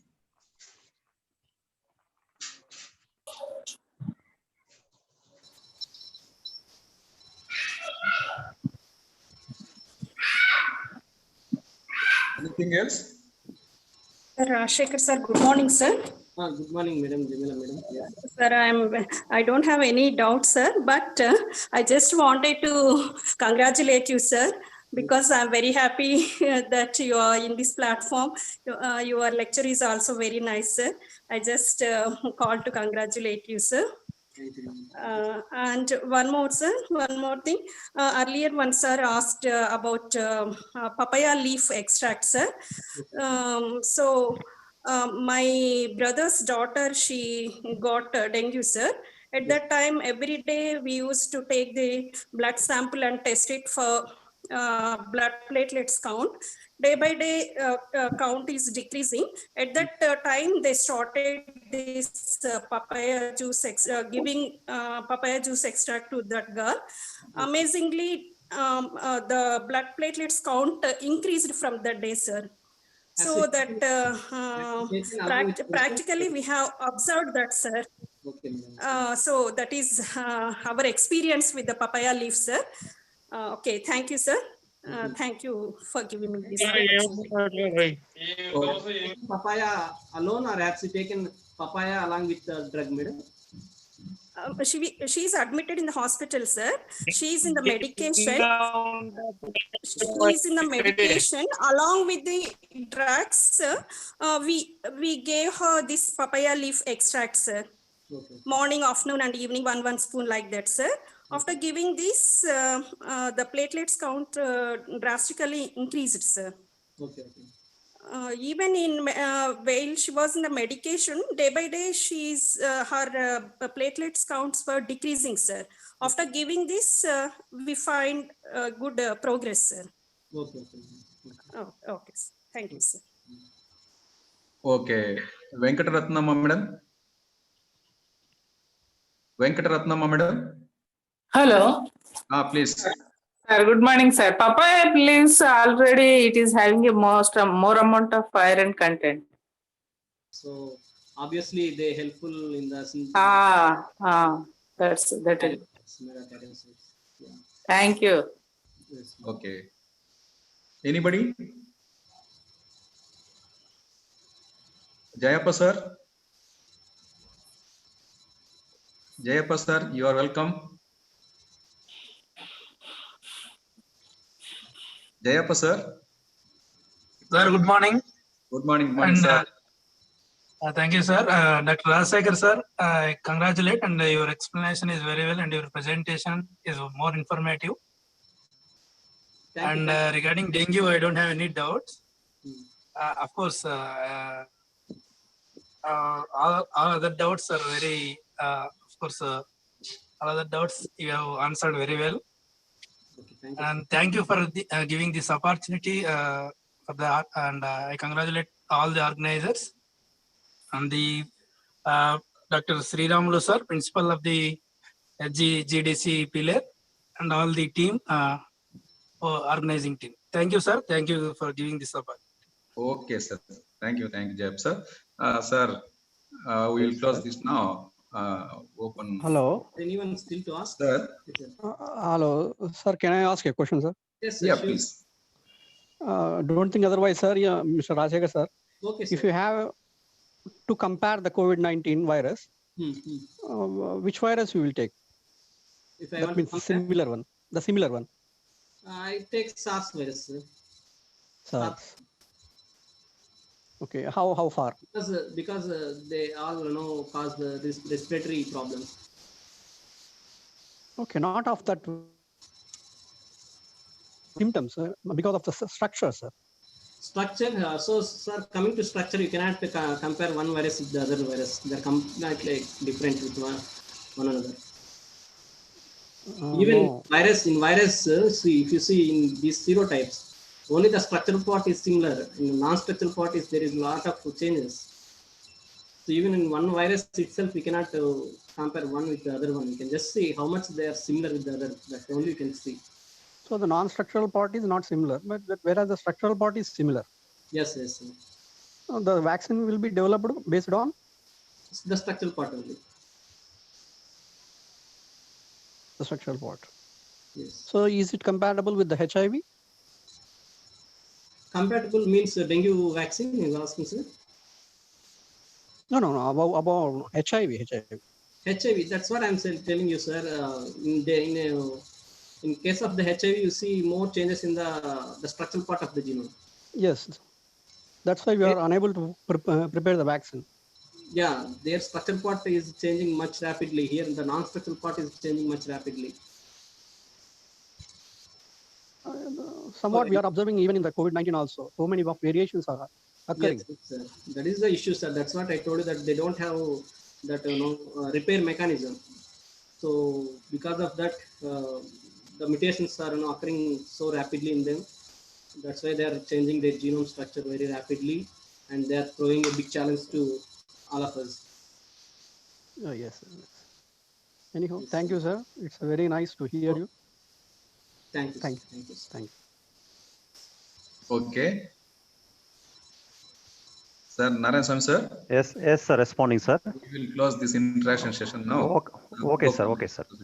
Thank you, Dr. G. Rajshekhar garu. Your interactive session was so informative and so live. You cleared all the doubts raised by the participants. It is really a fantastic. Now, this is the time for the vote of thanks. For this, I invite Mrs. B. Sujata, Department of Zoology, to propose vote of thanks to Rajshekhar sir. Please, madam. Okay. So, respected Principal Sir, Sriramul Sir, colleagues, sirs, madams, dear participant, good afternoon. Dr. Rajshekhar Sir, good afternoon. Thank you, sir, for delivering an outstanding lecture in dengue medicine. So this quotation of the vaccine is very dangerous, or it's making is more challenge. Is more very nice, sir. Sir, you have explained about the epidemiology and outbreak endemic, the virus structure and transmission, infection signs and symptoms, and case definitions, diagnosis, treatment, vaccine, antiviral drugs, and etc. So now, on behalf of SG Government Degree and PG College Pillar, please accept our sincere thanks in taking part in our Zoology International webinar. There has been a lot of takeaway from your session, sir. We hope you can join with us again in future Zoology webinars. So I am special thanks to sir, YouTube, your channel GRS Learn Life Science is very useful to all students or participants, sir. So very useful in mother tongue, sir. This is the once again I am thanking you, sir, Rajshekhar, sir. Thank you, Sujata madam, and I must say thanks to Principal sir. So your YouTube channels is more effective and useful in very nice, sir. All academic schedules, is very useful, sir. Thank you, sir. Thank you so much, madam. I must say thanks Thank to you, him, madam. sir, sir, principals and all for inviting me. I actually, when Hariprasad sir asked me to give a talk, I actually initially hesitated to give a talk. I said, sir, we can find a person from US, but Hariprasad sir insisted me, no, you just come and view so that other things like your videos and will be known to everyone, and so that they will also get motivated and all. That's why I accepted Hariprasad's invitation. So I thanks to all the team, sir. Thank you so much, sir. Thank you, Rajshekhar sir. No doubt you are the right person in this occasion. Now, I request our principal sir, chairperson of the webinar, to give his remarks on these three sessions. I welcome you, sir. Thank you, Dr. Narayan Sangaru. Yes, sir. Can I start? Oh, okay, sir. Okay. Sir, this program we named it Taste and Feel session, sir. Newly. First time you named in a cracking way, Hari. Yes, so our college really, I feel pleasure of be associated with my colleagues. Really, in the campus, we used to enjoy the aesthetic sense of life. The same concept we are delivering to the students. Generally, the students, when they are in the campus, when they are studying degrees, they are always anxious of getting job. The funny thing is, after getting job, so many our students are looking back again for college life. That is the fun of college life. But while they are studying, they are facing uncertainty చాలా ఒక రకమైన ఆందోళనగా ఉంటారు jobs విషయం పైన, ఎందుకంటే jobs అనేది చాలా అవసరం కాబట్టి. But after getting job, generally everyone feels to look back at campus life and student life. Even I have seen and I have interacted with so many students also. But lecturer, professors and principals, it's very fortunate to have. We are the faculty. We are lifelong students. If you feel so, having the government prescribed degrees, everyone have their own degrees, but having the ideology, aesthetic sense of life, and some definite opinions on profession, these factors only elevates you and gives more satisfaction. So I do request our faculty, those who have participated and organizing this webinar, at the end we are taking the baton to finish the last lane of the competition. Last lane of the competition which decides the success. For example, what Dr. Hari Prasad said, and he has included in the program schedule as a first time differently named as actually every time we used to have a concluding remarks, but this time we are what's the name, Hari? Taste and feel of the webinar, sir. Taste and feel of the webinar. Okay, good. Right, this is one kind of creativity and aesthetic sense. So be happy and makes others to be happy. Live yourself meaningfully and make other people to live. Live, let others live. There are, what I believe one more is, make your presence wherever you are. So your presence others should feel as a pleasure, not a pressure. అరే వీరు వస్తున్నారు తప్పుకోవాలన్న embarrassing situation ఉండకూడదు. When your presence is delighted by others, definitely you will be appreciated over the globe. Our Indians are conquering the world, not like Alexander or Hitler, or not by domination, by the adaptability levels and the compatibility levels. These are the two important eyes for all. Once again, I'm remembering and I'm suggesting you all try to elevate your adaptivity levels. This is very important. Compatibility levels. If you are compatible, definitely you will be get in a comfortable and success rate. So at the end, can you recognize our staff members can recognize why? Because continuously we are organizing webinars at international level and national level and very good topics. So why we are conducting the webinars? Not for entertainment, not for time pass, not for file purpose, not for certificates. We are organizing with the good planning and strategy of understanding with the teamwork of our college. We are organizing the webinars throughout state. This is the only government degree college organized such number of webinars, for which I am appreciating the efforts of our staff members. Kindly give a clap to them. They did a good job. While they are going for organizing webinar, even Dr. Munia Naik also has taken and thought of can we reach to that? But ultimately, he has reached today, and I am appreciating Dr. Munia Naik for his coordinating effort. And he can take lunch with satisfaction now. Naik, because Thank you, sir. From this experience, what we had to learn, other participants also, you can also organize the webinars with zero cost or less cost, but needs your planning, your coordination and planning, and inviting the good resource persons and the participants, then only it will be a viable and affordable. So Naik made it, he proved it. Generally, if you are psychologically prepared first, you will prepare a plan, then you are going to execute it. After completion of the work, naturally we feel pleasure of our activity.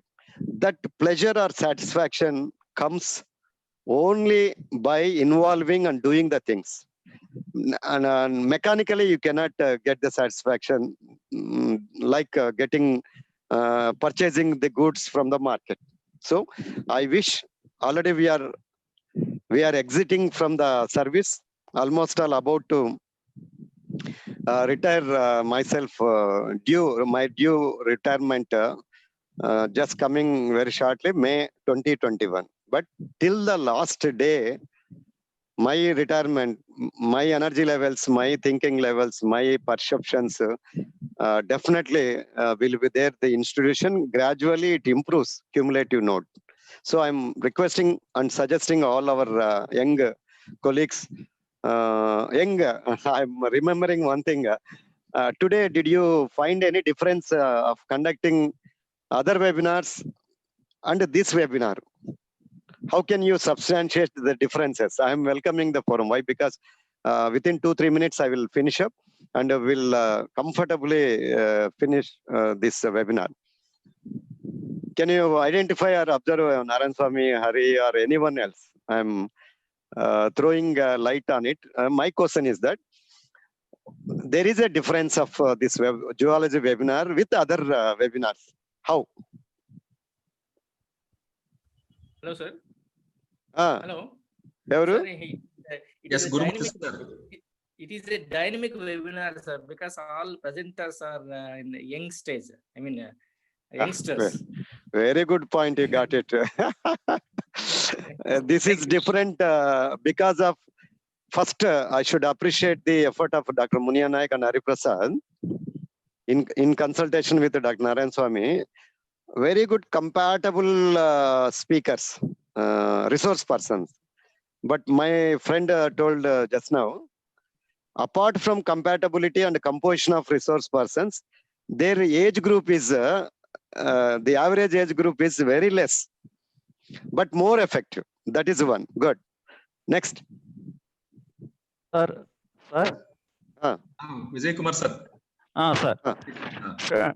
So Vijay Kumar from Government Degree College, Kaikalar Krishna district, sir. It's very simply superb, sir. It's generally with compare with the other webinars, it's not boring, sir. We are almost from 9 to till now, sir. I am listening and that is super, sir. Thank you. Vijay Kumar. My dear Vijay Kumar, young faculty. How old are you? 35, sir. Oh, very good. So direct recruitment. Yes, sir. You are very fortunate. I am SC University product, sir. Okay. You are very fortunate enough to join in this noble profession. But so many people speaks our teaching profession is a noble profession. But yes, sir. Everyone won't get such levels. Only few people will reach to the heights of expectations. Why? How? Don't fear at all. Yes, sir. Have a ICC Cup is there. I have designed ICC Cup. Yes, sir. ICC Cup means International Cricket Committee Cup, internationally popular. Here ICC means every faculty should have a intent, then content, communicate.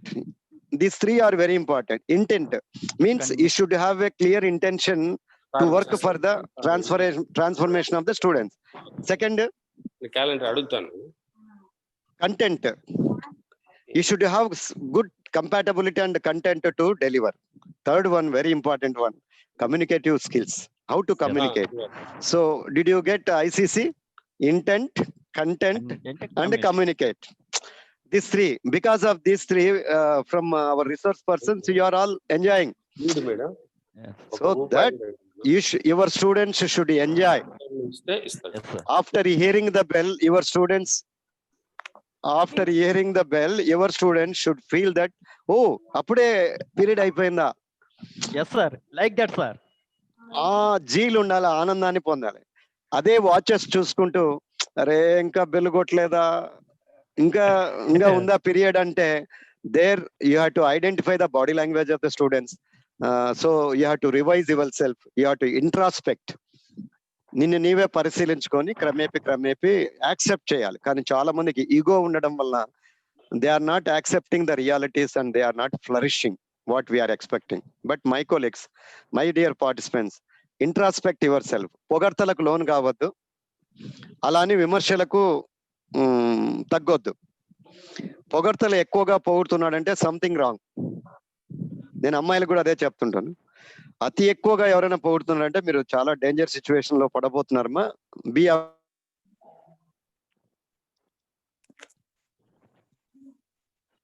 Realities. Okay okay okay అంటుంటాం, మళ్ళా మన decisions మన perceptions ఉంటాయి. వాళ్ళు చెప్పే వాటిల్లో ఏదైనా ఉన్న వాటిని రిసీవ్ చేసుకుని దాన్ని రిసెప్టివిటీ లెవెల్స్ అంటారు.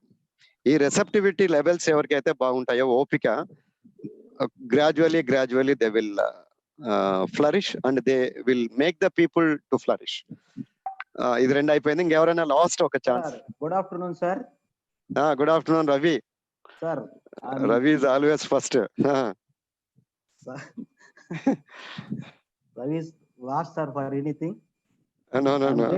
I'm great thankful to you sir. First of all, my view sir, frankly I'm saying to you sir, previously I have some idea. International webinar means we can get some more international persons, we get some knowledge, more knowledge. But that is not true sir. Our people, our country people, our university people giving an excellent messages and excellent information to our people, to me actually. First of all, first thing we are thinking international people means they are giving more information. We thought that one, but for my thinking, for my knowledge in this webinars, my people, my Indian people will be giving an excellent knowledge, excellent information given to any people. Like a kid also can understand. Previously my idea is chemistry department, geology department, some more physics department. Only what I know that one, but now I can learn some knowledge. What is the purpose of physics? What is the purpose of chemistry? What is the purpose of geology? What is the purpose of botany? How they are, what the messages and what the information, what the actual science is available in that one. Now I know that one sir. Once again will be thankful to that. It is not మీరు చెప్పినట్టుగా పొగడ్తలు కాదు sir. ఒక్కసారి దాన్ని పొగడ్తలు అనుకోకుండా పక్కకు పెట్టండి అనుకోకుండా. ఓకే, దీన్ని రవి చెప్పిందాన్ని వాస్తవిక దృక్పథం అంటారు. వాస్తవిక దృక్పథము అంటే రియాలిటీస్ ను బేస్ చేసుకొని రియలీ వాట్ వీఆర్ అని. What Ravi said is absolutely correct, not comparatively, absolutely correct. That's why ours India is a unique country. Yesterday I told, unique country where there is no comparison to India, because this is unity. This unique feature is unity in diversity. And the subcontinent, our people are really intelligent, but the situations are not favorable. In spite of that, our people are touching the globe. Every country, the great NASA scientists, even Dr. Ravi Sharma, who joined with us, worked in Indian Space Research Organization along with Dr. APJ Abdul Kalam. Earlier, he worked in NASA also. So he has attended and blessed us in physics webinar also. Even what Ravi said, computer science international webinar, they have conducted a very good topic on artificial intelligence to combat COVID-19. Good resource persons. Even botany department, Dr. Aruna made an effort to organize a webinar on the how to face the COVID-19 coronavirus with the available Ayurveda and plants. A last speaker, doctor and a professor from Ayurveda college. A number of participants interacted with her. So good. Every department today. Immediately we are closing it. Again, our college is organizing a national webinar on. 1 minute, sir. Anand sir is waiting for ask something. Okay. Anand. Okay, hello, 1 minute. Very nice to meet you. Very nice to meet you, Siramlu. It is another feather in your crown. Excellent. Nice. Well done. Well done. Well done. Anything, your opinion? No. Enough. Okay, thank you. Anand, Raya Anand, Department of Zoology from Government Degree College, Peeler. He has a great association with Peeler College. His mind always roaming around Sanjay Gandhi Government Degree College. Is it correct, Anand? Yeah. Because he has a very good long association and inclination, sense of affiliation. This is very important for any lecturer or a principal. He is giving very good wishes. He is our contemporary in SK University. We are taking his wishes even for NAC accreditation also. Coming back to New Educational Policy 2020, the latest topic, our college is organizing today at 3 p.m. Hari? Yes, sir. 3 p.m. All the participants are requested to join the same webinar. But in this Educational Policy 2020 is common to all. No zoology, no botany, nothing else. Every department needs it. My dear colleagues, update your knowledge on ongoing changes. If you are not tuning yourself to the changes, you will not be in the system. You will be eliminated. You have to compromise. You will have a mechanical approach. So invite the changes and tune yourself to habituate or accustomed to the changes. Then have your professional teaching profession journey. So that's why you inform to your friends. I'm requesting the co-host to display during this conclusion that new education policy brochure, and a link also provide in the chat box if possible. I'm requesting all participants have a lunch. The last one, any participant, third point. Okay. This time I'm feeling so comfortable. I'm so comfortable, no compression. No compression. Excellent schedule maintenance. Very good interaction from the participants. This is the first time. The other one is with schedule, according to the schedule, the proceedings are going on. That's I'm appreciating.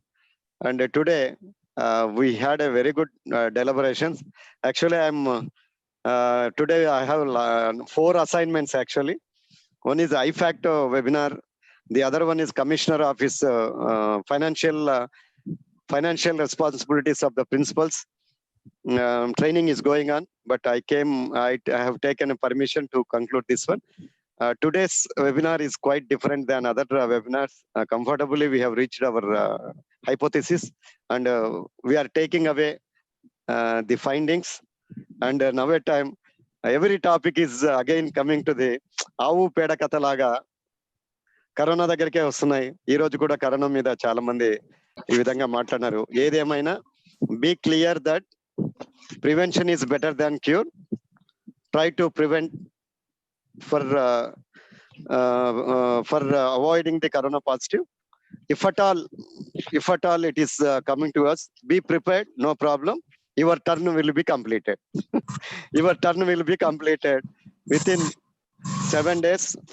The active virus rate will be decreased. After 14 days, completely it will come down to 0. So, but we have to take care of some preventive measures.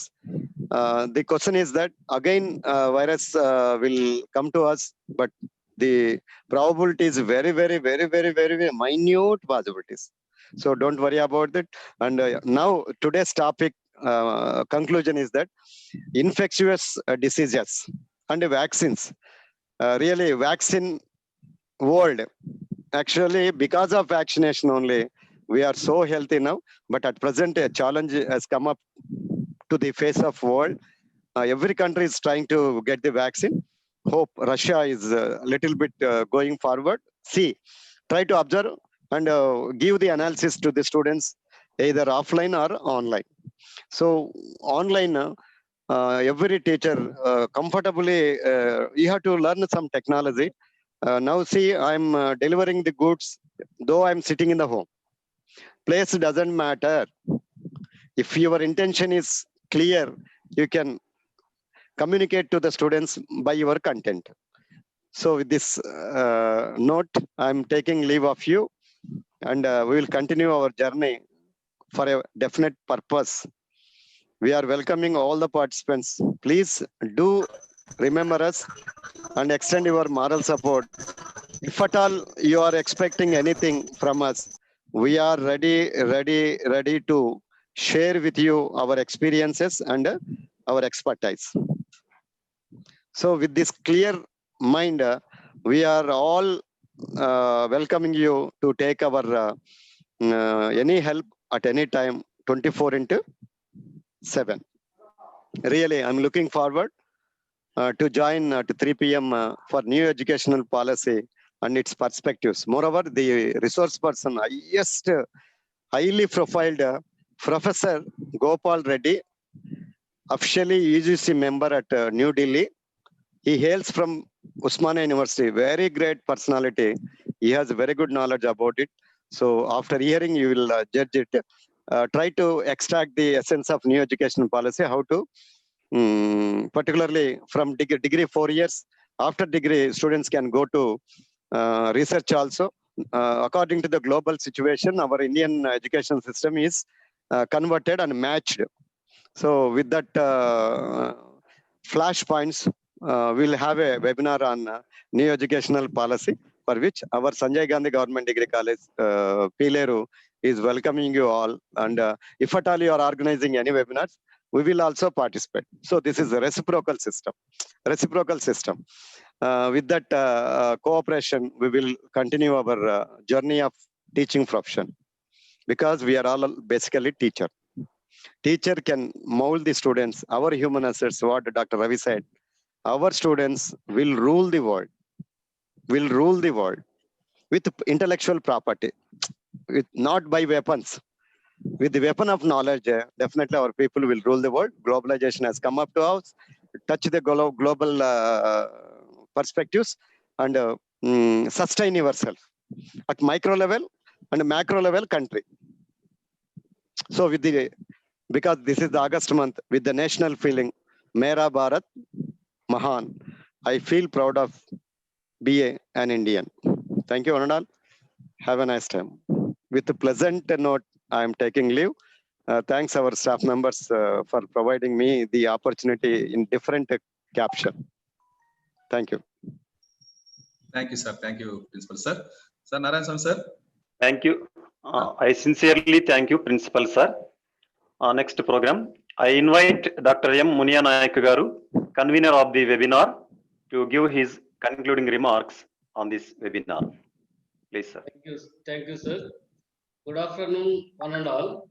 After listening the lectures that resembled all experience and expertise of the resource persons in their subject, I can undoubtedly say that today's webinar on the topic truly served the purpose and added our perfect understanding of so many new unknown things and facts about infectious viral diseases and vaccines or remedial concepts. We come to the end of the deliberations. The first resource person, Dr. Mahendrapal Singh Rathore, postdoctoral research fellow, Department of Immunology, Mayo Clinic, Rochester, MN, USA, give excellent presentation on immunotherapy, inflammation, and colorectal cancer on update.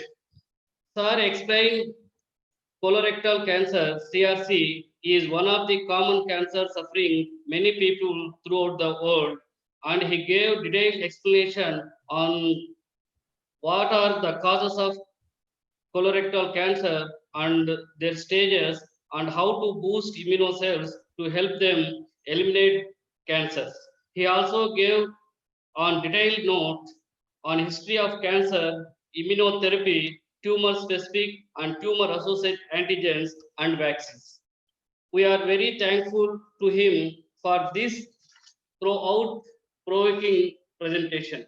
Coming from second session, Dr. Jagdish Kumar Uppalam, Research Associate, Department of Biological Sciences, University of Wisconsin, Milwaukee, Wisconsin, USA, gave a wonderful presentation on updated approaches against SARS-CoV-2.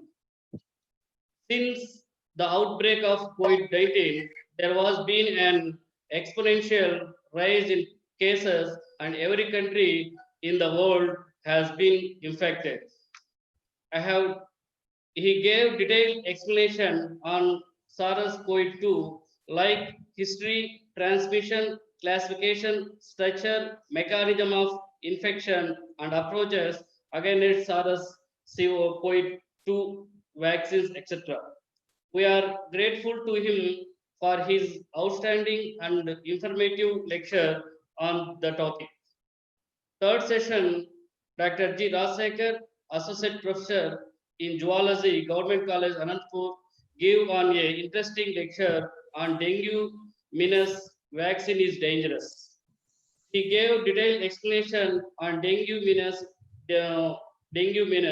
Dengue is one of the leading causes of illness in the worldwide. Dengue virus transmitted by an infected female Aedes mosquito. He explained virus structure, diagnosis, treatment, and what are the stages of dengue fever, what is the vaccination strategy, why dengue vaccine is dangerous. We are highly pleased with the nice presentation that helped all to understand the things in the better manner. The Department of Zoology, Sanjay Gandhi Government Degree and PG College, Pilere, Andhra Pradesh, India, with folded hands, extend its sincere and respectful thanks for all the deliberations made by the resource persons, for which we are ever thankful to one and all. Thank you once again. I request to Dr. L. Narayan Swamy sir to extend word of thanks.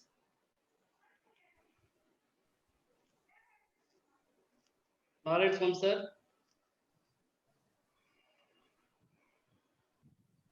Hariprasad sir. Sir. Narayan Swamy sir. Narayan Swamy sir, unmute your mobile.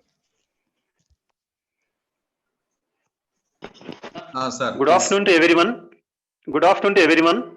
It gives me an immense pleasure to propose vote of thanks on this one-day international webinar on infectious viral diseases and vaccines and remedial concepts. At first, I express my deep sense of gratitude to Dr. Mahendra Singh Rathore, USA, who gave talk on immunotherapy, inflammation, and colorectal cancer, an update. Dr. U. Jagadish Kumar, USA, who delivered a talk on updated approaches against SARS-CoV-2, and Dr. G. Rajsekhar, who gave talk on dengue menace vaccine is dangerous.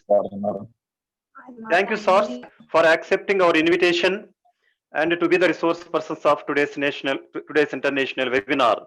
Thank you very much for your insightful and invaluable information to the participants. I express my sincere thanks to Dr. C. Sriramulu Garu, Principal and the Chairperson of the webinar, for guiding us through this whole webinar proceedings. Thank you, sir. I take this opportunity to thank and congratulate Dr. M. Muniyanayak Garu, the head of the Department of Zoology and convener of the present webinar, and Srimati Sujata Garu, faculty, Department of Zoology, for organizing this webinar in a systematic manner. And they selected a relevant topic at the right time, and they were responsible for enlightening the relevance of the society in this pandemic situation. Thank you, sir and madam. The satisfaction that accompanies that the successful completion of any task would be incomplete without mention of people whose ceaseless cooperation made it possible. That is the participants. Because participants paid patience throughout the webinar and raised questions very actively. Thank you. I am highly thankful to the participants for being made this function a success. I also take this opportunity to thank Dr. S. Hariprasad and Kulai Swamy, Department of Statistics, Dr. B. Tirukumaran and Dr. Sandhya, Department of English, Dr. C. Aruna Garu, Department of Botany, Dr. A. Ravi Prasad Garu, Dr. Kishore Garu, and G. Sriramulu, Department of Computer Science and Applications, for cooperating with us in making this event a grand success. I thank print and electronic media for their coverage of the event. I thank all those people who stood behind us for logistic and moral support in making this event a grand success. Thank you, one and all. Over to Hari Prasad, sir. Thank you, Narayan Sam, sir. Thank you. Thank you. We will close this session, sir. We will stay here now. Okay, sir. Thanks to all participants.